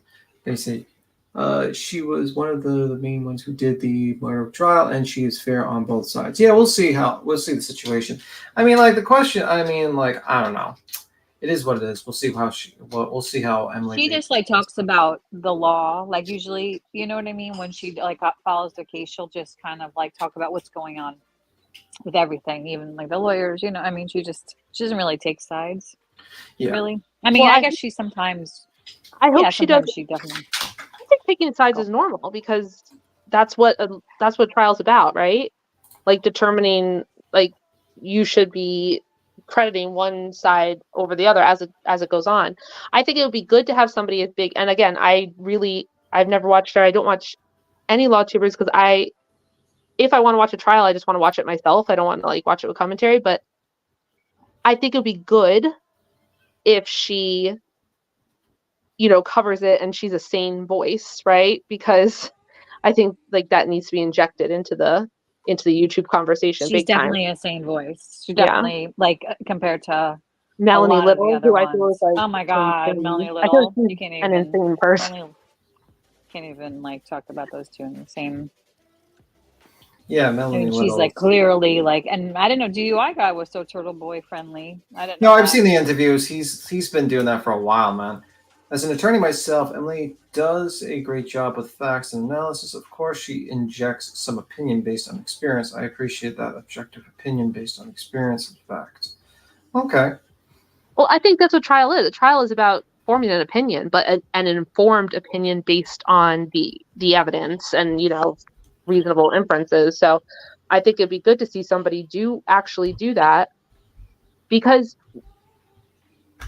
it's just the actual what's going to be funny is that the actual trial, this evidence on this side and this evidence on this side is going to be so different than what we have pre-trial, right? Like it's really going to be a completely different Well, Yeah. I think like a lot of people are missing the thing. I think the judge ruling on basically saying you cannot make an opening state, you cannot use your third-party culprit defense for your opening statement, and that everything has to be fact-driven is a pretty devastating blow to the defense. Which Oh, it is. it's so devastating. No one has actually noticed that, which is shocking to me because it's like, okay, what are you going to open up? My client is innocent. She loved John. I'll prove she's innocent, and we'll show you in the case. I mean, like that's pretty much what they can say. They can't really say, well, Cullen Albert had opportunity to be there, and he didn't like John because he threw beer cans on the yard, and Higgins thought Karen Reed was so good looking and was jealous of John, so they all decided to beat him up in the house and kill him. It's like, okay, well, you can't say that in your opening, and what you get your 227 time can't use because the guy who made the system is going to testify against you, like the actual Celebrite system. Pretty much, the dog bites are now is a net negative because now you have to explain how those marks happened.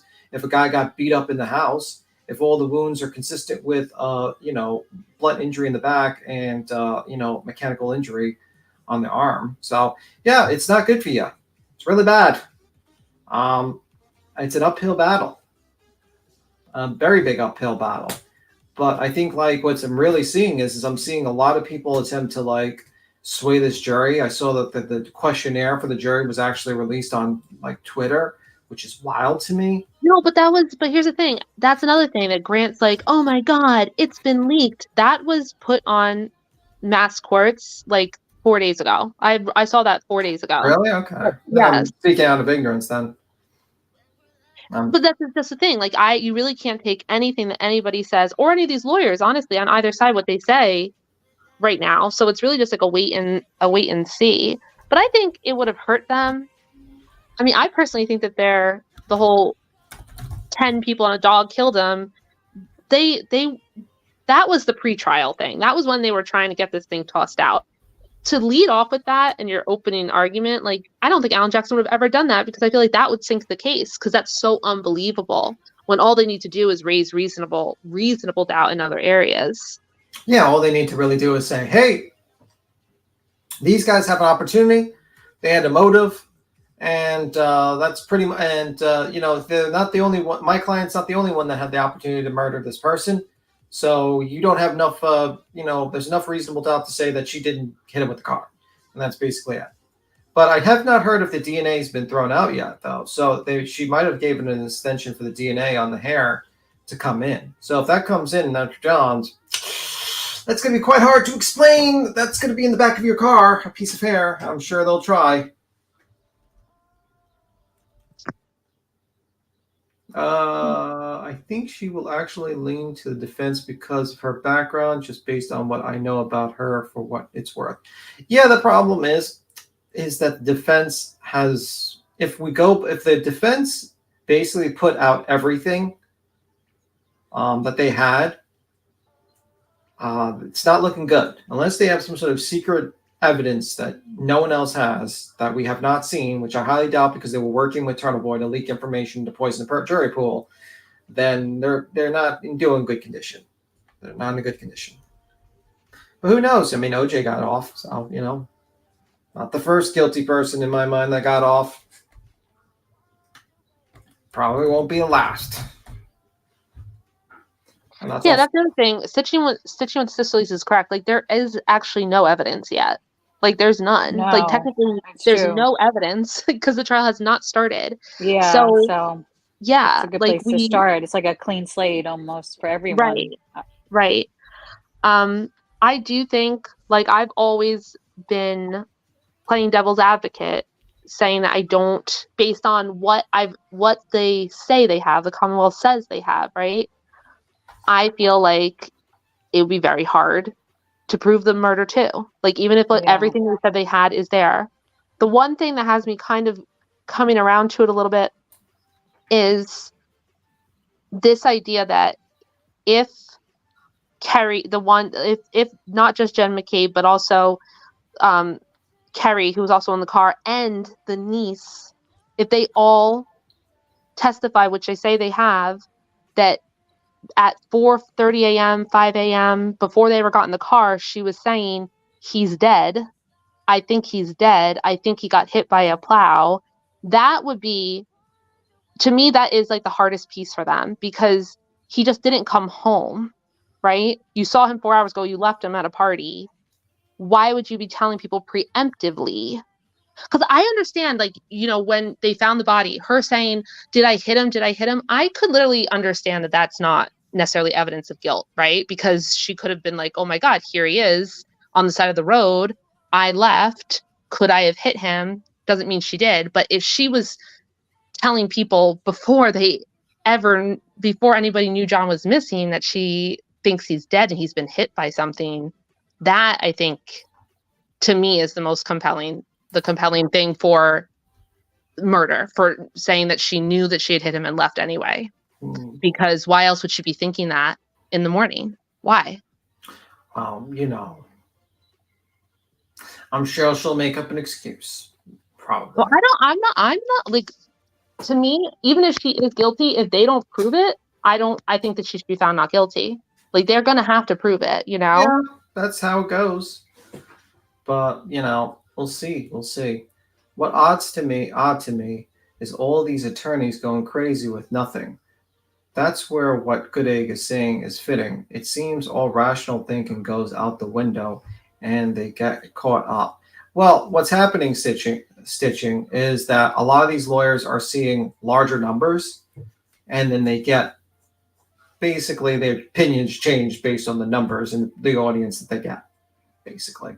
If you get a chat of like 300-400 people and suddenly you get a chat of 2,000 people, all pro something, most likely you're going to go with the pro something, if you catch my drift. And that's how it goes. But I also think there's an important thing, like, lawyers on YouTube, they are not acting and speaking as lawyers, really. They are content creators, and it is a different thing, right? Like, I understand, I'm not saying they're not lawyers, they don't have that, but when they're doing YouTube, you're not listening to an attorney, you're listening to a content creator. So it's just gonna be different, you know? You're listening to a more educated content creator that probably has a law degree, that has an understanding of the field, a lot better of understanding of the field usually. But like some of them are just like, you know, how so that's then a layman's person. So yeah. Damn BHB. Well, Mick says, damn, BHB is pissed. Is there a live happening? I don't know. I don't care. Tell us more, Mick. What's really interesting is that they're so upset about Judge Canoni. You know, she's like the worst judge, but everybody says that she's the best judge that you could pull. She spent her entire career not only as a defense attorney but she was a public defender. Her entire career was as a public defender. Like, you could not hope for a better judge as a defendant with somebody with that background.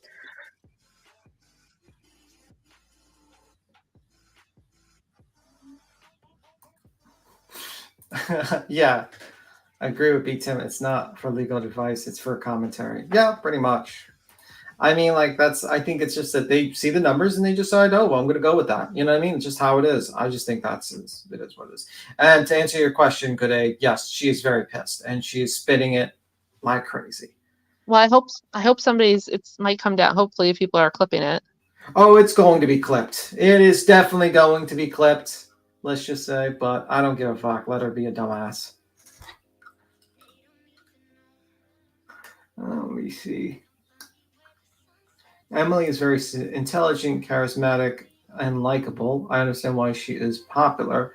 Personally, do not find her pure in terms of either bias. Well, no one is purely like. If you talk to me, I'm biased towards. You know what I mean? Like, well, yeah. Did you think she wasn't going to be pissed? I came and told you everything that happened. Yeah, she's like spinning it, man. She's spinning it. She's like, Queen Bee was going to come in, like, didn't want to come in to answer questions. It's like, no, she has an attorney, dumbass. Right. That's the whole point of having an attorney. So funny. And the best part was, like, she's so mad right now. It's also like, not just that, Betty, but just know this whole time when you were so excited to make Queen come in and answer your questions, Queen knew the whole time that she was never going to have to show up. Like, the whole time was laughing at you. The only way you're going to get her to answer questions is if you get a deposition. So good luck with that. And you'll have to pay. So fuck off. Oh, she was in the courtroom crying. So she was talking about everybody's after her, everybody's coming for her, everybody's, ganging up on her and trying to take her down and all kinds of crazy shit. Yeah, I'm sure that's what she believes. So the only thing, she flew all the way here to basically have the judge say, okay, well, we got 30 to 60 days. I got 30 to 60 days to decide what to do with this, which is our dismissal for her claims. Mm-hmm. And she didn't notice up the dismissal for ours. And my lawyer said he's prepared to argue that. And the judge said, well, she didn't file it right, so I'm not. And as far as the protective order, whatever, she can, there's no, I mean, you got to be married, you got to be having, sexual relations, children, etc., and we don't have any of that. So yeah, protective order with that. She has to file something else. And if she wants me to be there, she's got to file other things for me to be able to be there. So, but like I said, I have an attorney, so my attorney handled it for me. Yeah. Sucks to not have an attorney and be pro se. She drove up here for basically nothing. Yeah, and she's the one that filed this. She's the one that filed the frivolous lawsuit. Mm-hmm. She's the one who wanted to do this. She's the one who has continued to do this. She could have dropped it at any given time. She could have settled it at any given time. We've given her 3 times. We've given her 3 outs to drop this now. Yeah. And she didn't have to try for this fake, which is basically a fake restraining order. Like she's done all this, and we'll see exactly when we get the transcript. I mean, the transcript will be here in 2 happened. weeks. So whatever she tries to lie about, we'll have it here. Yeah. I mean, and now she's like crying, and what she doesn't realize is that she's in a lose-lose situation. Judge throws it up, she's screwed, really screwed. Judge lets it in, says you got to rewrite it. She's got to rewrite it. And then she's going to have to show up again. Then she's going to have to show up multiple times. She's going to lose situation. Congratulations. You fucked yourself. You'll be here for another 6 months if you're lucky. Congratulations, lady. You fucked yourself. And now you're going to have to. So that's what I was joking about. Maybe, state's a very nice place. Maybe you should look at tourist locations while you're here, while you're there. It is what it is. She said the judge is forcing your attorney to quit badgering her about an attorney. That's a lie. She doesn't understand. She doesn't understand the significance of the line that the judge put in the docket. Yeah, your lawyer's not going to have to keep reminding her that she should get an attorney anymore, because now it's on the record and the judge has put it in the docket notes. And in case you don't understand, Betty, it's very important for a reason that you don't even understand why it was important. So yeah, you probably don't need to hear it anymore, because now the judge also says, you're sure you want to be your own attorney? You're sure you want to be fully responsible for everything you're doing? Okay, I'll write it down. Thank you. Yeah. See how that worked out for you, Betty. Just keep on seething. Seethe while you're not home. You're sleeping in a Meiji hotel. You have to spend money on the car, on the plane ticket, eating out, and then you had to basically have to go all the way back, and then you're gonna have to do it again and again and again. Welcome to your new reality, Betty. Oh, my grave cracks as the judge apologized to her for the inconvenience.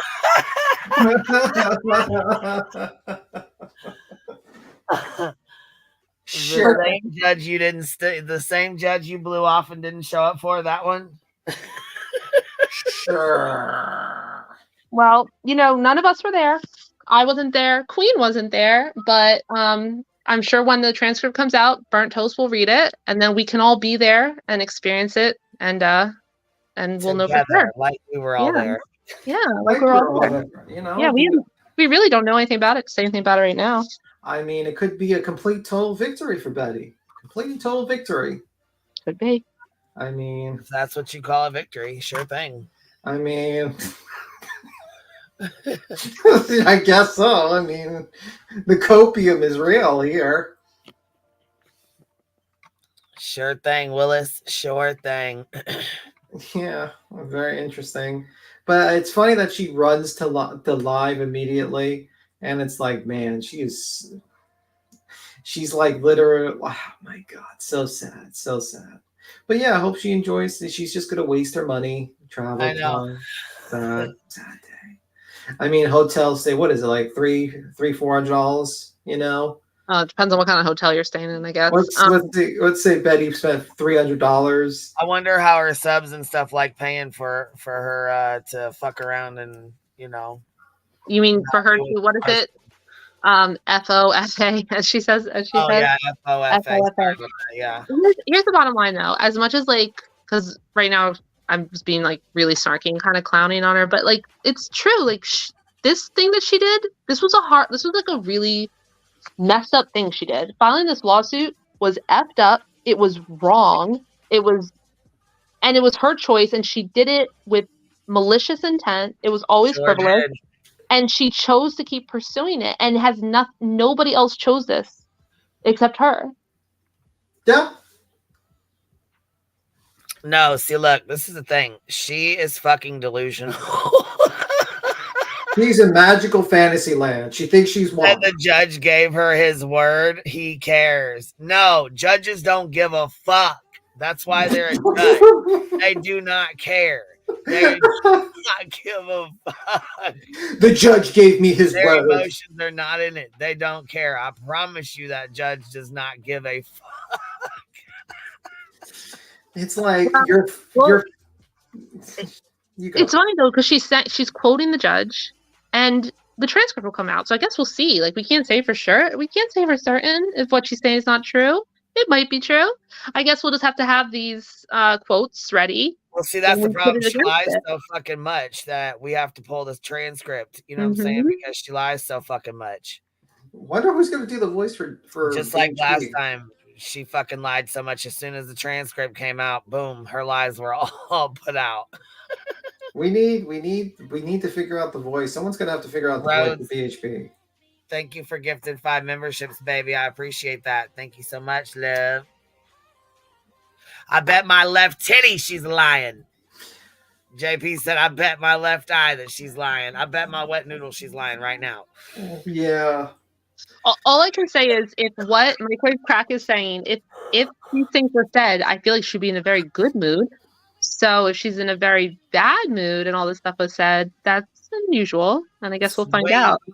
Ange Carter said, my 2 cases got dismissed this morning. No pokey for me. That's right. Go ahead. Yeah, she's lost the plot, baby. Not the wet noodle, bitch. The wet noodle.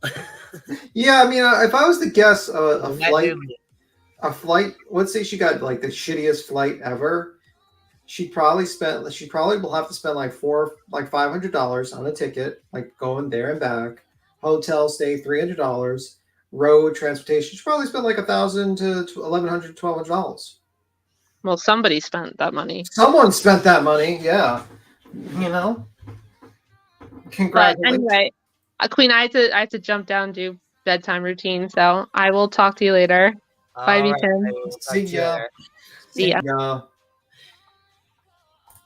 Yeah, we already knew what time it was. Lie City. Lie City. Of course she's doing Lie City, man. You know how it is. Well, yeah. I mean, fuck. If she flew all the way here for fucking nothing, literally nothing. Oh yeah, she literally flew all the way there for nothing. Well, yesterday when you were like, "Well, you ain't got to be at court," I'm like, "Well, maybe I might. I don't know yet." Yeah, I knew, because I'm like, yeah, that's why you have an attorney. You don't have to be there. You know, your attorney. Hush. I wanted her to fucking. Oh, she was pissed today. She kept asking my attorney, "Is your client showing up today? Is your client showing up today?" And every time the clerk would leave the room, she would kept trying to talk to him and stuff. He's like, "Excuse me, don't talk to me till the judge comes back in here." Yeah, like seriously, ma'am, you know. But yeah, like she doesn't quite realize that, like, you don't have to show up for those hearings. That's why you're an attorney. That's like, you would think like a world famous paralegal / working with all these great people would know that, but you know, she doesn't know the basics, and that's pretty basic. The attorney doesn't, the client does not have to show up for the court. That's why they have an attorney. You pay them money. But yeah, it's kind of funny. We'll see. The transcript will definitely be very interesting to see. I think JP might be doing the voiceover. Maybe JP will do the voiceover and she can pretend to be Betty while reading it over. Who knows? Who knows? Didn't she cut off communications with your attorney? Now has questions. Yeah, that's called copium. She's Yeah, like, she well that and she asked my attorney, or she asked the judge, she goes, hold on. She's like, can you please tell him to stop calling me a public figure? And the judge was like, what?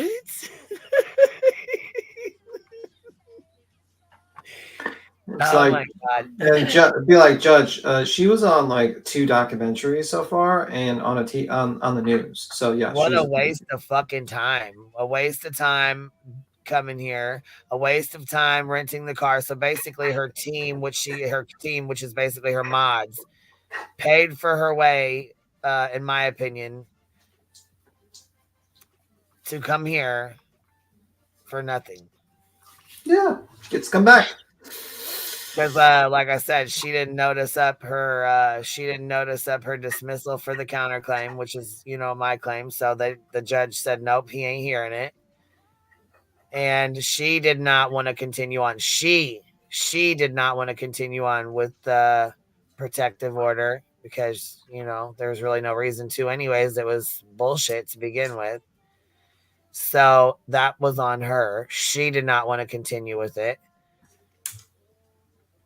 So the judge said, okay, give me 30 to 60 days and I'll decide on if I want to dismiss this or go, let it go forward or allow you to rewrite it. Yeah. Either way, it's not good news for her. Very bad news for her. None of it's good news for her. None of it was good news for her. It was a basic waste of her time. But see, that's the thing. She should have already dropped it to begin with. Like I said, we gave her 3 different outs. And all she had to do was take at least, one of them and be done. You know what I'm saying?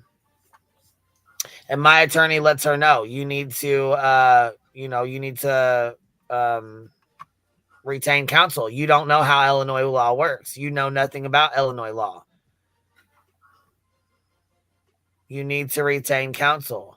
He tells her every time because, again, she needs to retain counsel. She has no idea how Illinois law works. That's just what it is. Mm-hmm. But yeah, it's very interesting to see her copium. Whoever paid a dime is ignorant as hell. That's the same. Yeah, it is what it is. But you know what? That still leaves us. She still has to come back here to do depositions. She's not done. By far, she's not done. So yeah, she's got another 6 months, 6 to 8 months. I mean, if she's lucky. Yep. So we're waiting to figure out dates for depositions. So her mods maybe can help her figure out how to get back down here again. And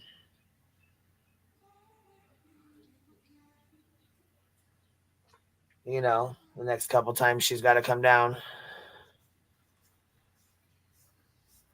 Yeah. Fun times. The best thing is getting the deposition, or getting the transcript, because once we have the transcript, she can't lie about it. So, and because she lies so much, we have to have a transcript. I'm sure it's gonna it's not gonna show Betty has lied continuously. I'm sure of it.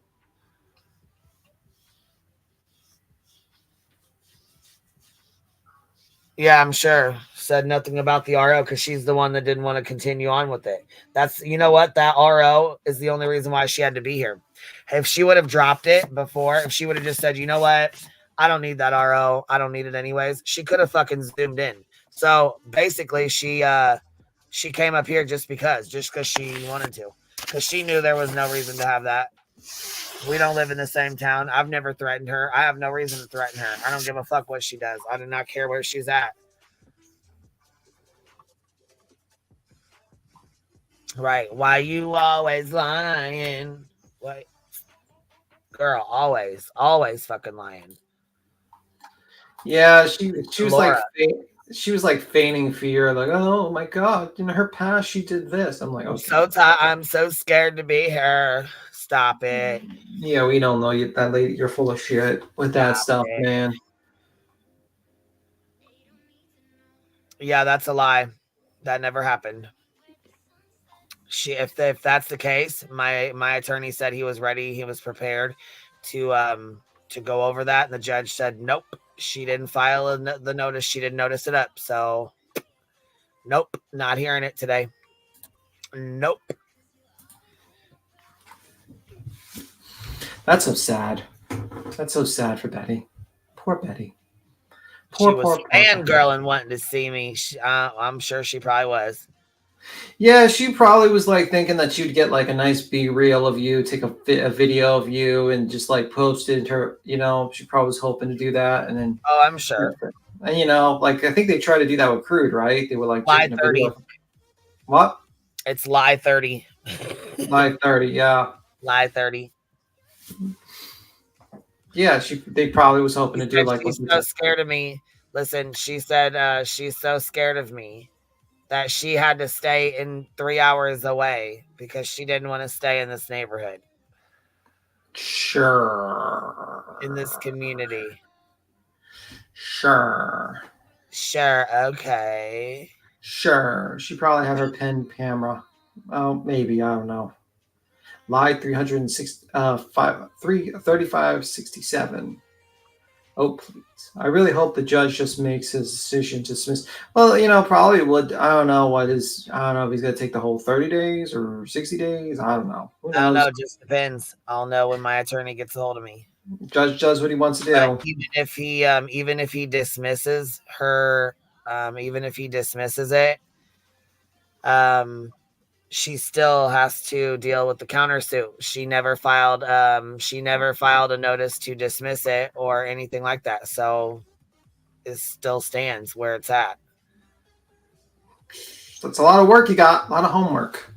A lot of homework, Betty. A lot of homework. The countersuit remains, and the judge said he has 30 to 60 days to hear hers for our dismissal because we filed to dismiss her claims. You know what I mean? So the judge is going to take his time to review her 230 pages of bullshit and our dismissal. And you know what I'm saying? That's that. He'll decide whether it's going to be dismissed in full, dismissed in parts, or whatever. You know what I'm saying? We'll whatever the judge decides is what we go with. As far as the countersuit, it's still in full effect. She never did file a notice to have it dismissed or anything. So it's at this point moving forward. It is what it is, and she is the one who did not want to move forward and proceed with the order of protection. So that's on her.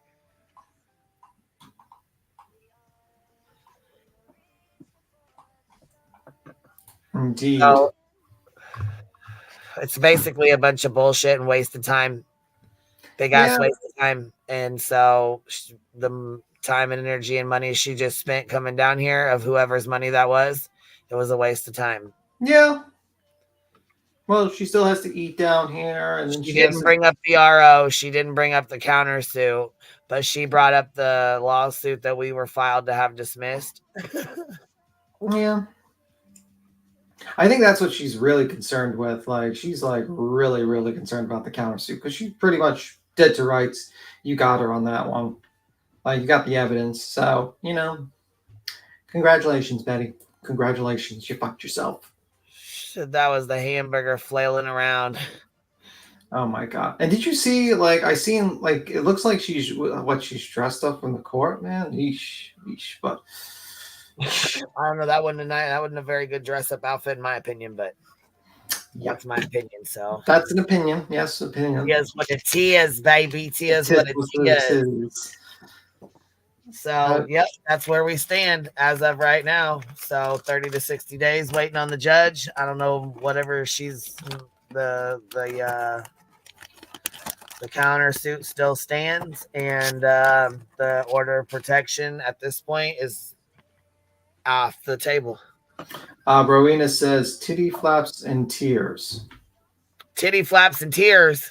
Oh, Lord. Oh, Lord. The judge said, she said, he put an end to that argument. What? I don't know, but you don't have to run back and forth and tell us what she said. If you want to watch it, go ahead and go watch it. If you want to listen to her, go listen to her. Yeah, I'm just reading the chat. I already know she's fucking spewing lies because I know what she said. I mean, I already know what happened in there. Did she have a lanyard with her fake media badges? Don't know. Don't know. But yeah, very interesting situation going on. I don't want to know. I don't know. I am curious though. I do have a question. Didn't she claim to be a public figure in her documentary that she did? Yes, she claimed to be a public figure, and then she claimed to be a private citizen, and then she claimed in her paperwork. And then, I was just curious. I wasn't and sure. but originally, before, she claimed to be a public figure before. So she, in her original paperwork. So original paperwork, she was a public figure. Then she's a private citizen. Then in the documentary, she's a public figure. And, it's just very confusing. It's not like lying on like documents you swear to will ever get you in trouble. I'm sure I know if I was her, I would be like, you know what? I'm done with this. I'm done dealing with this. I want to continue to move on and grow my channel and do my own thing and not be having to be tied down to this bullshit. Especially because it's frivolous, Yeah, but she's not going to do that. I took Molly's advice. Shocking. Molly has good advice for her. She probably should have taken that good advice. Well, shocker. Shocker. Probably should have. Says Rowena said, Parker, it took me a minute for me to find the file. I gave up the steering wheel. Okay. Yep. My device just did a triple. So I'll let you double lots. Anyway, what else do you want to talk about besides that? Besides her liar McLiar face going on live and McLiaring? I mean, like, it's always brilliant that this person decides to start streaming immediately. And she doesn't quite realize that, like, now everyone's probably going to record that and review it, and laugh at her. It's just hilarious to me. Almost as hilarious as when, Turtle Boy goes to trial and goes to jail for all his crimes. That would be funny. Rowena, that's how Nini got her nickname of Noonie. Noonie. Someone did a typo and loved it. Oh, okay. Who is going to cover her stream so we don't have to give her a review? Probably Burnt Toast. Probably almost everyone. Probably everyone's probably going to cover it. To be honest with you.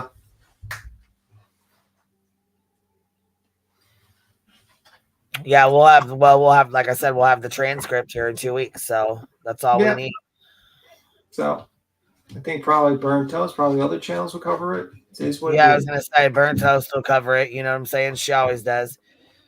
Burnt Toast. Yep, I'm waiting for Burnt Toast too. I'm not watching her. I'm not giving her a motherfucking view. Shit. Checkmate Humana said she'll cover her. Clipper will have it out in 10 minutes. I mean, shit. Just wait. If you know where to go look, you know what I'm saying?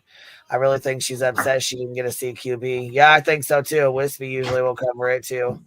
Yeah, I knew she was gonna be mad. I knew she was gonna be pissed the fuck off. I already knew that was coming. She was going to be mad as fuck because I wasn't there. She kept asking my attorney, where's your client? Your client ain't coming. Where's your client at? Is your client not coming? Because she thought that she was going to get like a crude AF where she was going to show up and, she was going to film. Yeah, that's what I was. I was like, nope, not today, baby. Not today. I'm not playing with you today. I was on here. I mean, I was on here with y'all. Y'all should have known that. I was on here for a little while. Mm-hmm. Sucks to be Betty. Out in a hotel bed, sleeping in an uncomfortable hotel bed, not at home, just not getting good enough sleep, spending money, eating unhealthy. I mean, just horrible, man. Horrible situation to be traveling, losing money. Shoot. Then she has to fly back. Oh, jeez. Jeez. Sad day. Yep, she thought this was going to be long over, and she'd been gloating this whole time. Nope. Her bluff got called. Yep. And she thought that everything would end today. And, oh, it will end today like her last night's stream. Nope. Doesn't end, ma'am. Doesn't end. Well, she was already trying to soften the blow for her audience anyway. She's like, well, some things will get thrown out and some things won't be heard at all. And yeah, that's because you didn't notice them up. You already knew what time it was.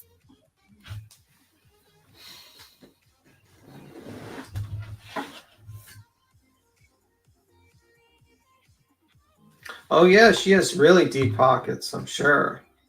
When ordering hamburgers, I say, may I please have a hamburger with cheese naked? That's what you say to the McDonald's people? Jeez Louise.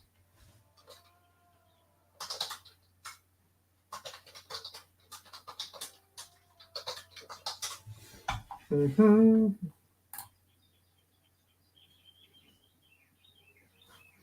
So let me see. Naked means no bun. Oh, I wouldn't know that. I don't know. She seemed, from my understanding, was pretty upset, and you know, she's got it in her mind that everybody's against her, and you know,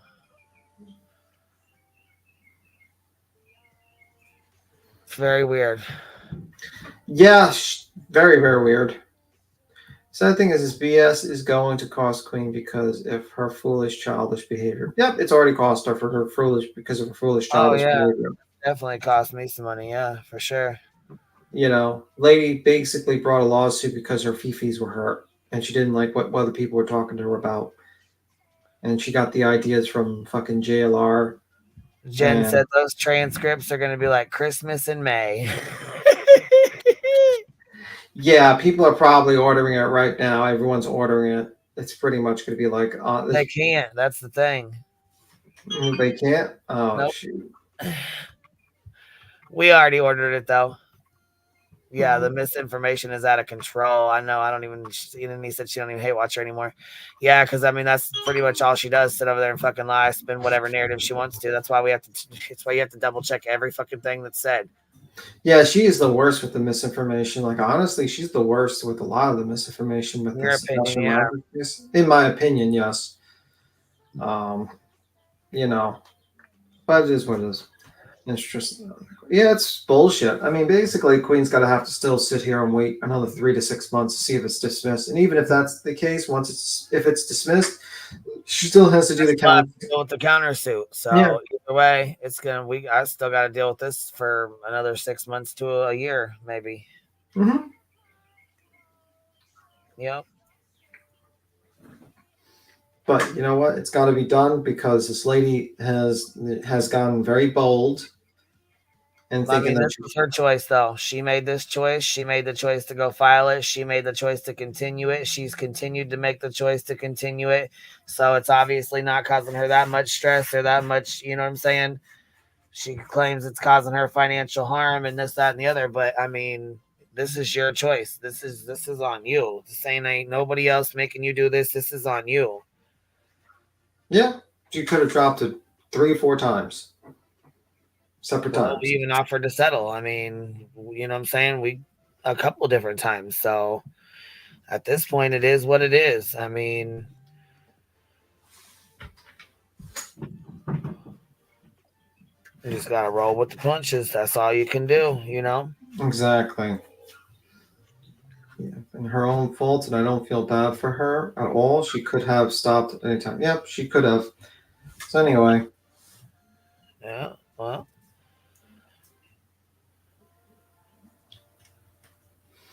Anyway. So what else is going on? I've been following the Karen Reed case, but that's pretty much, and that's pretty much it. Pretty much. I mean, like. So wait, I heard Seth from the Sebastian Rogers case hired a private attorney. Private investigator. Or a private investigator. What I say, attorney? Yeah, you said attorney. My attorney sitting here reading some. Yeah, private investigator. What the hell's going on with that? Seth Rogers hired a private investigator for what? Well, I guess to help look for his kid. Maybe to get Yeah, but the article. I think this article said. I think there's also a video that says. So here's the article. And you guys, I got the most beautiful flowers ever today. They were freaking beautiful. Did we already go through these? I think we already did, didn't we? Yeah, we did. Okay. Yes, and they were the most beautiful ever. Yeah, so he hired 2 private investigators to look into his son's disappearance. Sebastian. So, yeah, he hired 2 private investigators. He met with the private investigators on Tuesday and want to research some of the areas around Sebastian. So, maybe they're volunteers, maybe he's paying them. So, I mean, it seems like he's doing that.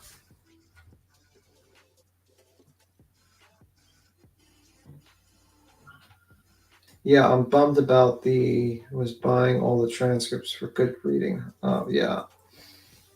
Let me see. Yeah, I will limit my comments on the outfit of BHP for obvious reasons. She's quite thin-skinned, that one. Quite thin-skinned.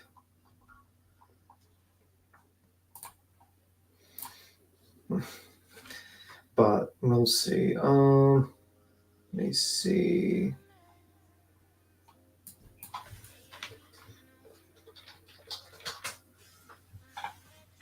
I wonder if he did another interview. Oh.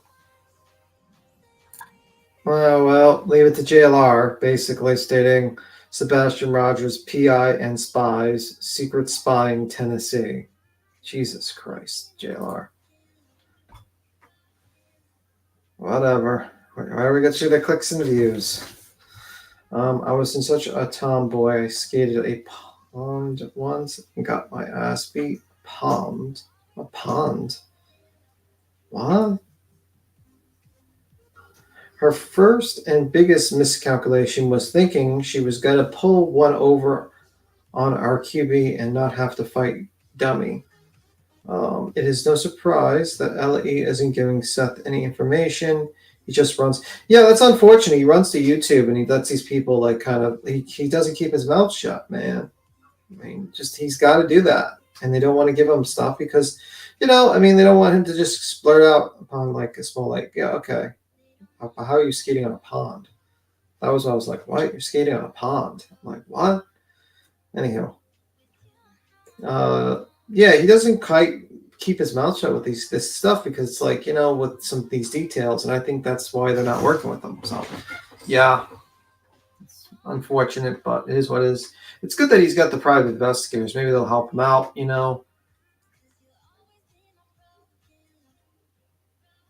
Won't limit my looked that like the lady I avoid at the Circle K gas station. Oh shit. A frozen pond. Okay, I didn't see frozen. I was like, what are you, Jesus of Nazareth? You're skating on a pond? Jeez Louise. I don't know anymore until LA says otherwise. I will wait for their words versus the rumors. Well, the rumors are key. People like to listen to the rumors. People are eating up the story. But you know what? In the end of the day, it's a very perplexing story because there's some theories. Personally, there's only 3 possible theories in my head, and that's it. And I'm just waiting to see which is the most likely. I'm hoping it's not the darker theory in my head. I won't repeat that, but, we'll see what happens. I ate shit a few times, including the face. Am I having a stroke? Did you say I ate a few times, including in the face? Somehow I didn't get scared off. I ate she. Am I having a seizure? I can't read or something? Anyway. Sorry, I'm a little I know she ain't saying I ate shit. Yeah, it says I don't know what she's talking about. it says I eat she, and I'm like, what? Am I having a stroke or something? Like that's SHII. I'm like, what? Yes. I'm like, what? Are we going? Oh my god. Try not to swear every time. Oh well, don't worry about swearing. It's fine. You ain't no country. You ain't country enough, B Tim. B. Ah, I see. It's not as private info, Viper, but thank you. It's out all over. And there's another creator that tried to use his information illegally right now, so it's not a secret. Yeah. There's nothing secret about him. His name's Jonathan. Everybody knows who he is. It's all good. Yeah, I mean, pretty much He's not a private attorney either. He's, you know what I'm saying? He's local here, so, I mean, and there's the court papers have been flooding YouTube. They're hardly ever redacted. So, I mean, Burnt Toast redacts them, but there's a lot that have not been redacted. And there's a lot of people just continue to go over that aren't redacted. So, trust me, it's not anything secret, baby. But I appreciate you coming and letting me know that. Yeah, pretty much. But she's in the copium stream. And actually, the more angry she gets and streams stupidly like this, the better. To be honest with you. You know what? Yeah, I was gonna say it makes her look even stupider with her bullshit ranting and lying and shit like she is right now. So especially when let her keep doing it. Let her keep doing it. Exactly. I mean, it's not like you're doing this on a live stream where people are going to. I mean, there's people recording it. So, I mean, like I said, I don't need anybody to come in here and tell me what's going on. We already have it recorded. Every stream she does is recorded. I don't need emails telling me what she's doing or saying. You know what I'm saying? I mean, this is kind of common sense now. Yeah, pretty much. We'd like to hear the judge and your attorney inner thoughts. I bet they are like, whoa. I'm sure their inner thoughts are like, whoa, at this point. Well, yeah, I mean, she's got a couple goofies over there that are believing what she's saying and shit. You know what I'm saying? But most people know she's a fucking liar. So, and dumb. That's an opinion, by the way, just in case you want to sue anyone for saying you're dumb. That she's dumb. I mean, it's common sense. We already know what time it is. We know who Betty is. We've been around Betty long enough to know what time it is, you know? Shit, we've been dealing with her for the last year. I feel like the only reason why she even put that lawsuit out is because she didn't like me mentioning her name and, you know, bringing up the fact that she was, what she was doing to these missing and murdered, you know, cases of missing and murdered children. Well, I mean, that worked out fine for her. I mean, it's not like it was like the Streisand effect whereupon like almost everyone started focusing on her because she basically brought up this frivolous bullshit lawsuit and made herself like everyone's commentary. Basically, I mean, it's not like her act of trying to silence one criticism actually resulted in multiple channels wanting to criticize her because of that. I'm sure that didn't happen. I'm sure that did not happen, and that was not the result of that. Yes, I was super excited. The girls had some flowers delivered. They were so pretty. They are so pretty. They smell so good. What will Kiwi do with those flowers? Probably tear the fuck out of them, but that's why I'm not letting her get to them. Fucking. And then how about Duke? Well, Duke's sleeping, so that's probably it. Let me see. The reason that BHP didn't go after Toasty is that she knows that you. No, she didn't go after Toasty because she ain't got her information. Yeah, she doesn't know who Toasty is. That's right. Pretty good. Those are very nice flowers. Yeah, they're very pretty. And they smell very, very nice. Hold on, baby. What? Let me see. I wonder if she melts down like she does at the city council meeting. I'm sure we're going to see a meltdown eventually. Like, this is just the beginning. because she's now getting to the reality of what this is. This is a serious matter. This is not some bullshit where you file a bunch of bullshit paperwork. Now you got to actually have to do the work, and it might not be good enough for her. I don't know, man. Maybe she would sell her soul. I don't know. If she had one. She has tried so many times to go get Tosi's info, not going to happen. Yeah, it's just amazing how like these people their go-to is to try to get someone's info so they can try to intimidate them. Like they can't just stick to be like, well, I don't agree with your opinion. I think your opinion's dog shit on me, and I'll just move on. They can't just do that, or they'll just make fun of you or clown you. They have to go for like, I'm going to go for your real life. Okay.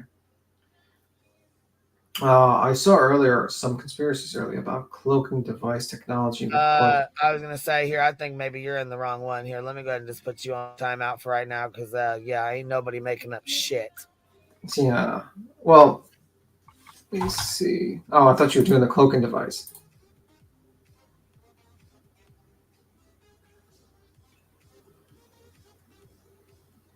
Make up. Okay. Weird. Yeah, I don't know what the fuck that was, but that's not ever gonna happen. That bitch cost me way too much fucking time, stress, and money. I'm not ever gonna make up with that bitch. Nope. Yeah. Absolutely not. Nope. Yeah. Anyways, yeah, these flowers are beautiful, and I was really, really, really happy to get them. The girls are super. It was amazing. Shit, I know that it's huge. It is a huge bouquet. It's like a huge glass vase. it's definitely a big, huge bouquet of flowers, and they're beautiful. They smell. Joe Love, who made that conspiracy theory up? I saw earlier some conspiracies. What? Joe Love says, I saw earlier some conspiracies about a cloaking device technology, and of course, Proudfoot's ex-military possibly had access to it.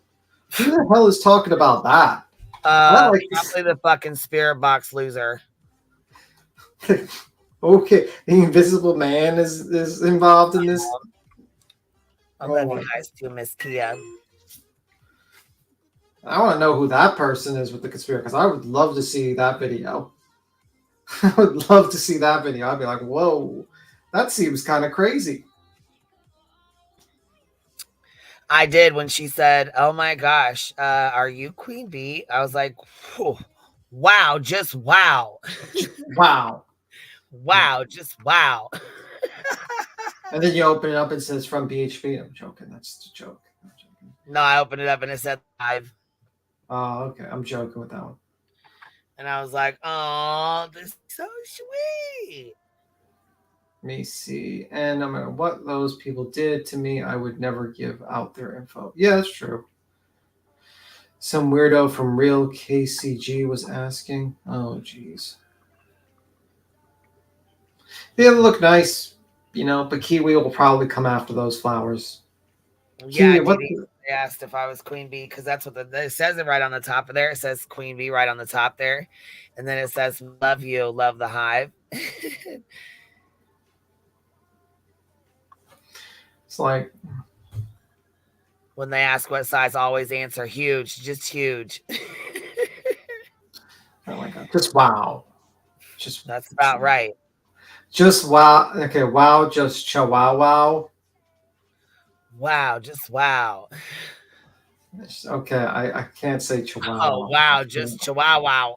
I can't say the word. I always had a hard time saying that goddamn dog species. Riding high on the fly, $1.99. Loving the new profile pic. Look at the little fly. Look, it's Dolly on the fly. Oh my God. It's Dolly riding the fly. Pretty fly for a little guy. Chihuahua. That's too funny. That is too funny. Leave Kiwi alone. Kiwi is the biggest troublemaker on this. Harass in their sleep. Kiwi you don't hear her fucking screaming, do you? Shit. No. You leave Kiwi the fuck alone. Don't you say her name and wake her ass up. Don't fucking do it. Do you have more than one bird? Yes, I do. I have 3. I have You have Kiwi, I have 3? Tweed, and I have Dory. My Dory is the white cockatiel. Oh. And you know Dory, the one that's like, just keep swimming, just keep swimming, just keep swimming, swimming. That's Dory. We have the same Dory. Her brain is like the size of a pea, but she is just a really good bird. But she is like, you know, just keep swimming, just keep swimming. Let me see. Beats him is New Y'all. I don't know what that means. New York. New York. New York. Cotton Harvard Yard. Let me see. Oh, you're a Dory sometimes. Happy life. That's all right. Shit. I think sometimes we all got a little bit of Dory in us sometimes. I know I'm like that when I smoke. I feel like Dory when I smoke. Just keep swimming. Just keep swimming. Jeez Louise, Nancy Peasy.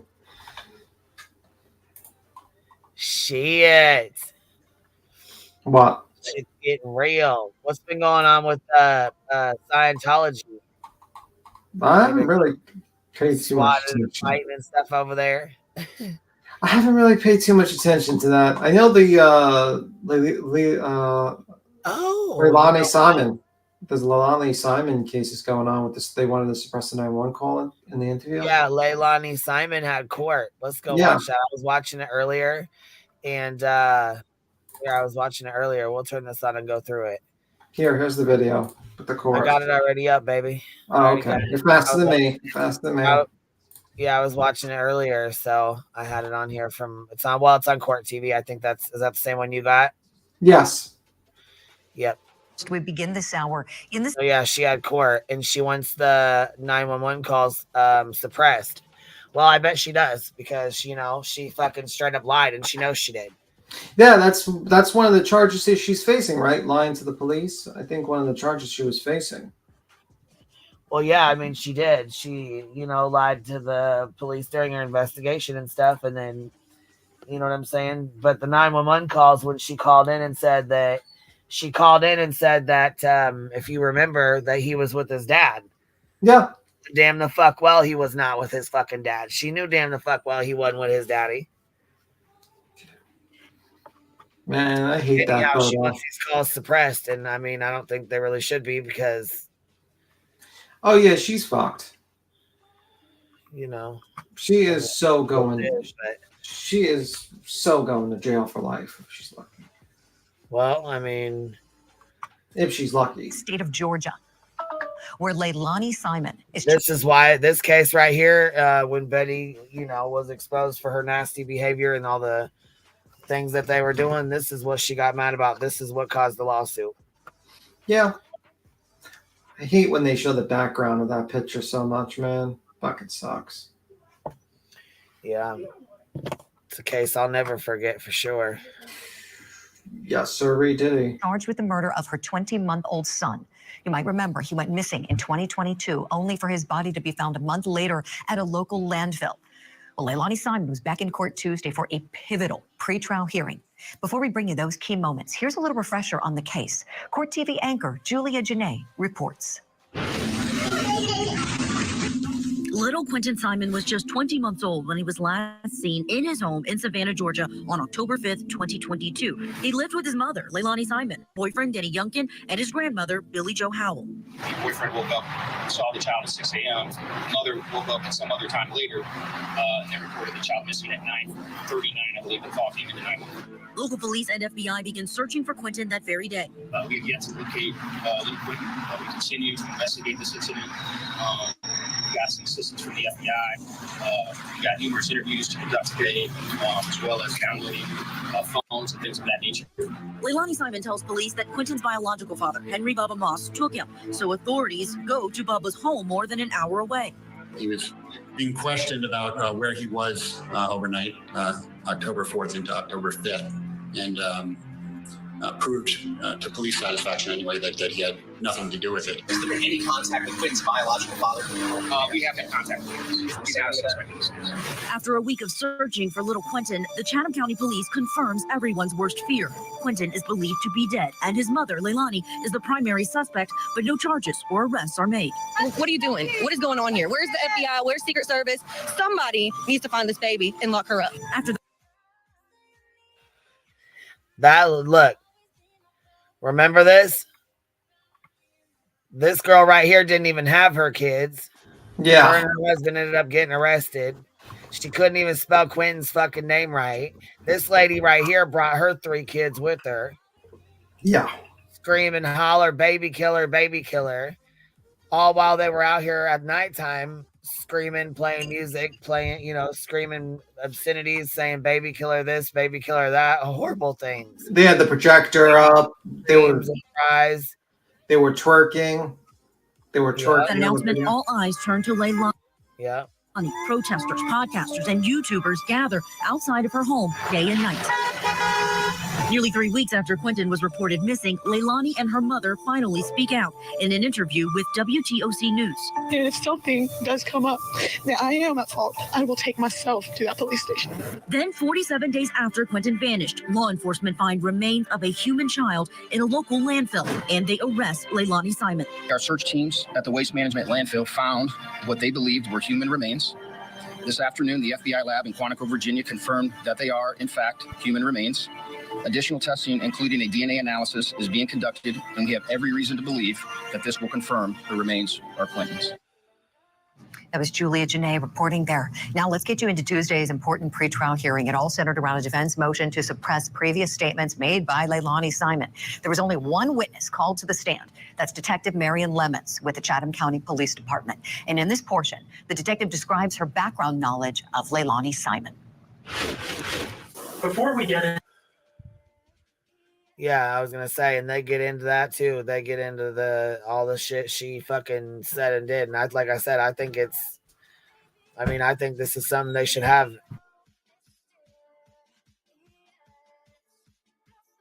Yeah. Into the particular facts surrounding the defendant's various statements in this case, I want to ask you some background about some background information that will help, I think, set the scene. Okay. In the general time period in question, we'll say fall of 2022, where was the defendant living? So it is a address off of Buckhalter Road, 535 Buckhalter. And is that in Chatham County? It is. Generally speaking, what area of town is it? We refer to it as the west side of town. It's right off of Beachy Road. Can you describe, just briefly, I'm not asking you to give like a full layout or floor plan, but can you briefly describe the residence? Yeah, it's a single family home, 2 stories with a fenced-in backyard. And how many bedrooms does it have? It has 4 bedrooms, but one of them is been converted into a bedroom. It's probably a living room more. Okay, but has been converted into a bedroom. Okay. And I don't know what you said already, whose residence is that or was that at the time, I guess? So it was owned by Billy Joe Howell and her husband Thomas. And who are they in relation to the defendant? Billy Joe is Leilani's biological mother. And what about Thomas? Her stepfather. Okay. At the time period in question, who else? I think we were up to 3 people now. The defendant, her mother Billy Joe, and her stepfather Thomas Howell. Who else, if anyone, was living in that residence in that general time period fall of 2022? Yeah, so Mrs. Howell's other son, Paul Simon, lived there as well. He lived upstairs. And then Leilani's boyfriend at the time, Daniel Youngkin, and then her 3 children. The defendant's 3 children? Yes. And who were they? Like, give the rundown of their names and ages. So Zane is her oldest. He was 3 during the time of this incident. And then there's Quentin, who was about 20 months old.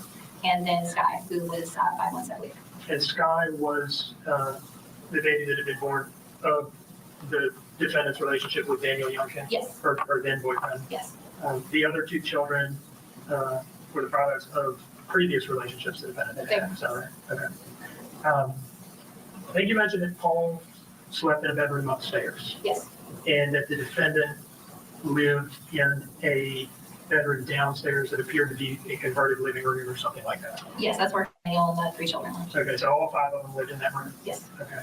And did that room have any door that opened directly to the outside? Yeah, the side where the children were, it led to the front door, which is an exterior door leading to the Buckhalter side of that residence. Okay, and is this the door that people in this family refer to as the front door? It is. They call it the front door, but it opens directly into her bedroom. Yes. And does that appear to be a consequence of the fact that this bedroom is a converted living room? I object as to the relevance. My understanding is we're here for Jackson's Zoom hearing. I don't really understand the reason for the biological history lesson we're being given right here, but I don't see the relevance to what we're here for. Mr. Dean? Your Honor, we have a burden of establishing that all of the statements that the defendant gave were voluntary. For the geographical residence doesn't do anything to establish. If I may just finish my response. It is going to be necessary for us to do a certain amount of scene setting for the court to understand what these statements were, what she was talking about, and the general investigative context in which they were made. If the defendant wants to stipulate that they were all voluntary, then certainly the inquiry would at that point probably become less searching. But we have a burden and we intend to carry it, not ask for a little attitude. Mr. Dean, I'm going to give you a little latitude. I am not overruling the objection. I am overruling the objection, but I want you to rein it in because I do understand the objection about where we are right now. Now,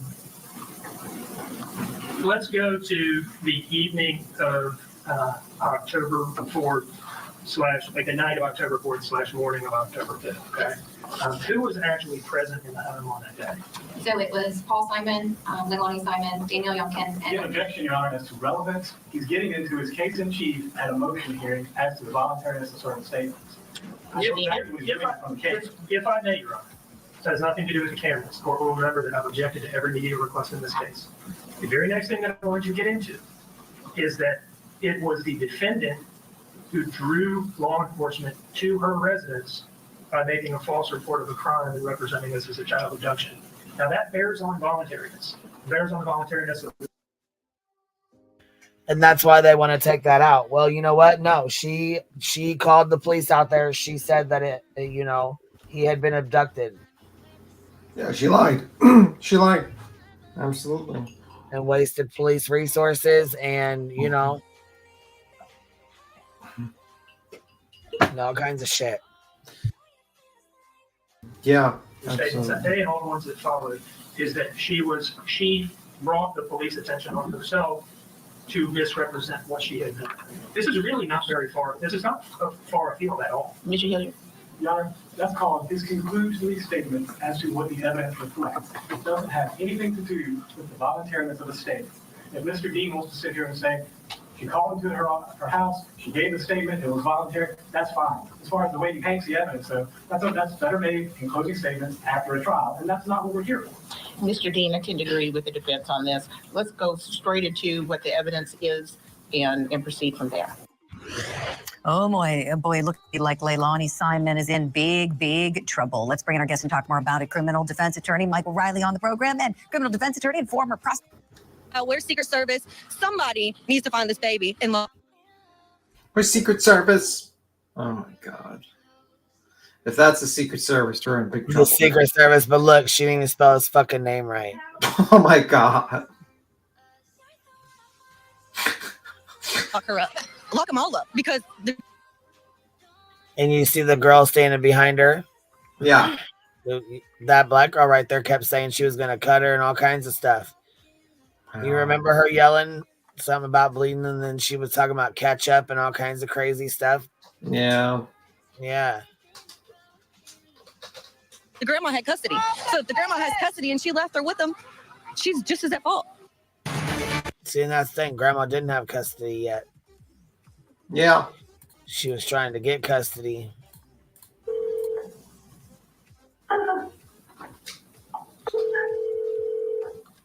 What was your emergency? Yeah, I'm just from Patrick, 5 Buckhalter Road, Louis, from Kidnapping. 5 Buckhalter? Yeah. Did you say someone been kidnapped? Yeah, we...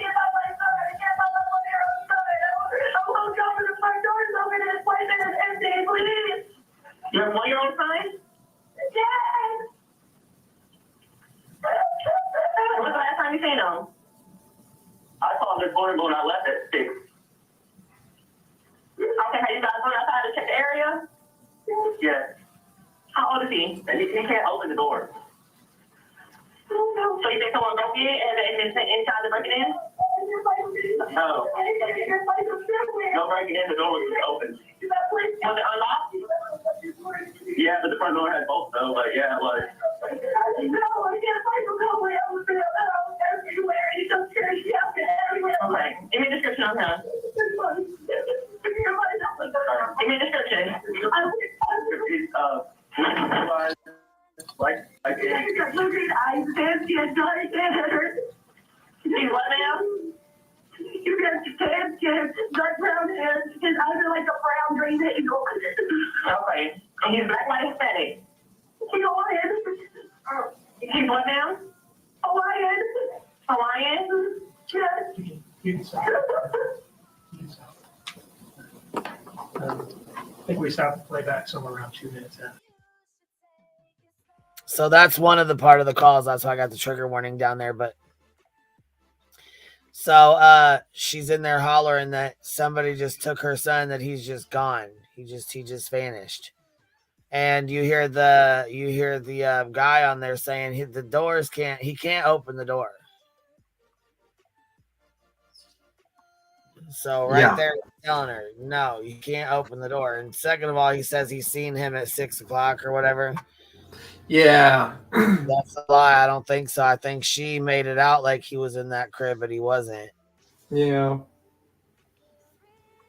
And that's just my opinion, but. Now, she could be heard on that call saying, I can't find my child, please. Right? Yes. So she, at least for that phone call, she wanted the police to come to her house. Yes. Sometime after that phone call, did patrol officers respond? They did. And did they make contact with the defendant? Yes. Where did they make contact with the defendant? So on the right side of the house is the main driveway, which the family kind of uses as their front entrance area. So the family was waiting there. Okay. If we could please publish State's Exhibit 2. This is an excerpt from some body-worn camera footage of responding officers. Okay, without objection, please proceed. You can take running for you on board. You have to log out yesterday. I was sick, so I have a period. So I was alone. My son is not in his sleeping. The 3-year-old son's there, the daughter's there. He can't by himself. He can't even open doors. Yeah, I left for work at 6 o'clock. She called me at 9 o'clock. And the front door was open. I said, he's gone. And she said about 6 weeks ago, she told us that she's seen a car sitting out front about 2 weeks ago. You can Yeah.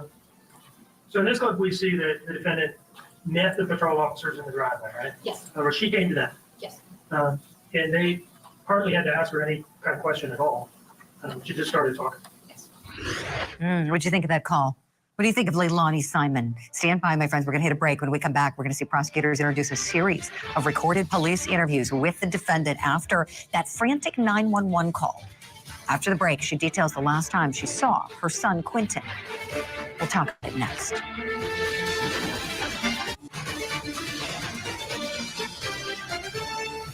Welcome back to Court TV Live. I'm Julie Grant. Let's get you back into Tuesday's big hearing in the landfill murder case. The victim, little toddler, Quentin Simon. Now, there was questioning of case detective Marion Lemons during this hearing. You're going to see her on the stand. And prosecutors, through her testimony, introduced a series of recorded interviews with defendant Leilani Simon, the child's mother. Now, this was conducted by a responding officer on the scene. And in the portion that we're about to watch together, Leilani Simon recalls the last time that she saw her 20-month-old son. At some point, did detectives show up? Well, I mean, you know, when she did the things that she did, it's not hard, you know. It's not hard to know what's going on and what happened. Yeah. Exhibit 3, starting at 2 minutes and 10 seconds in. All right, this is starting 2 minutes and 10 seconds in on the call, so trigger warning, another one. Okay.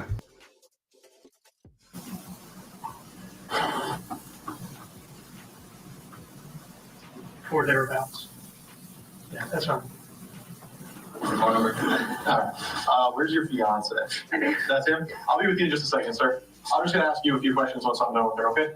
All right. So when's the last time you saw your child? When I went to bed last night. And what time was that? Do you remember? Around 12. 12? Okay. 12 when I went to bed. I had my wisdom teeth broke yesterday. I'm sorry, that's it. So I went to bed kind of late. I get you. Listen, I have them too. So and I got up this morning about 9. About 9? And my front door is open, so I went up and I shut it, not thinking about anything like that. And I look over and check on my kids, and he was fine. All the rest were there. He was fine. It's all right. It's all right. Take some deep breaths. I'll start asking. We stopped to play back at 2:57. So she spoke to Detective Wilkins willingly, right? She did. He didn't have to force anything out of her. No.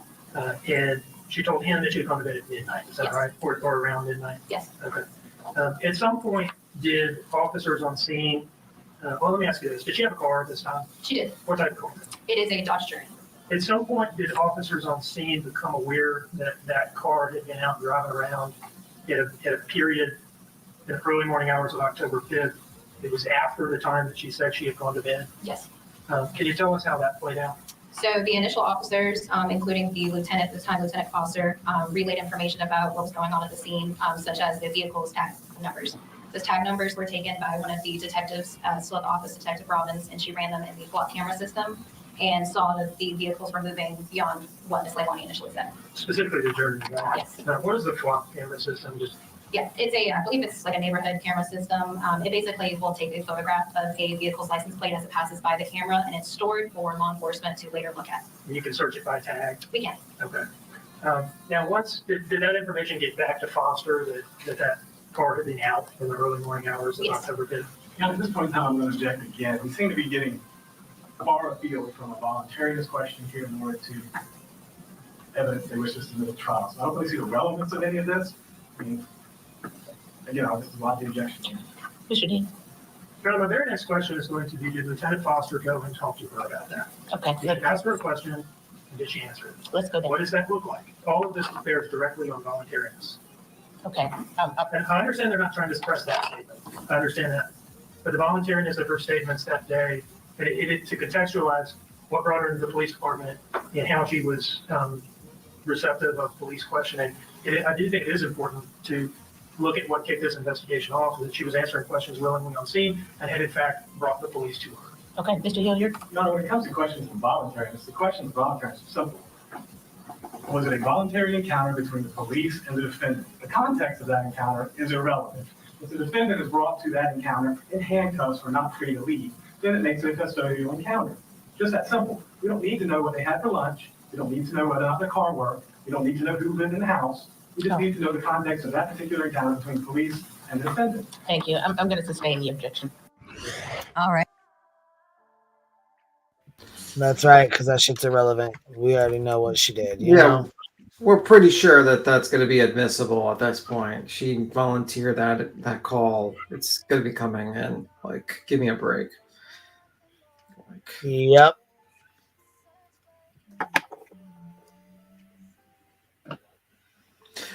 There's some, I think I saw another channel was covering it, but you know, most people do, you know, like it doesn't bring the views. So like some people who claim that they care, you know. Yeah, they don't. They don't. They don't. You know how it is. They don't. Yeah.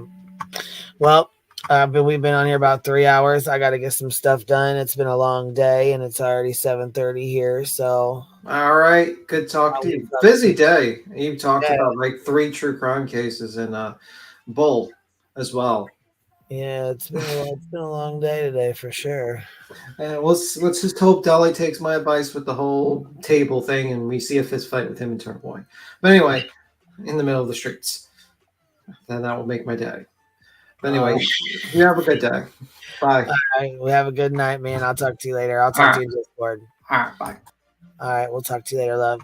All right, guys, I appreciate y'all. Thank you guys for hanging out. And yeah, I was gonna say it's been a long day, and we've been on here about 3 hours, and we were on here earlier and stuff. I just want to tell you guys thank you so much. I really appreciate y'all. I can't wait for the transcript to come in. We can go over that so y'all know exactly what went down in court. I think we're all waiting on that.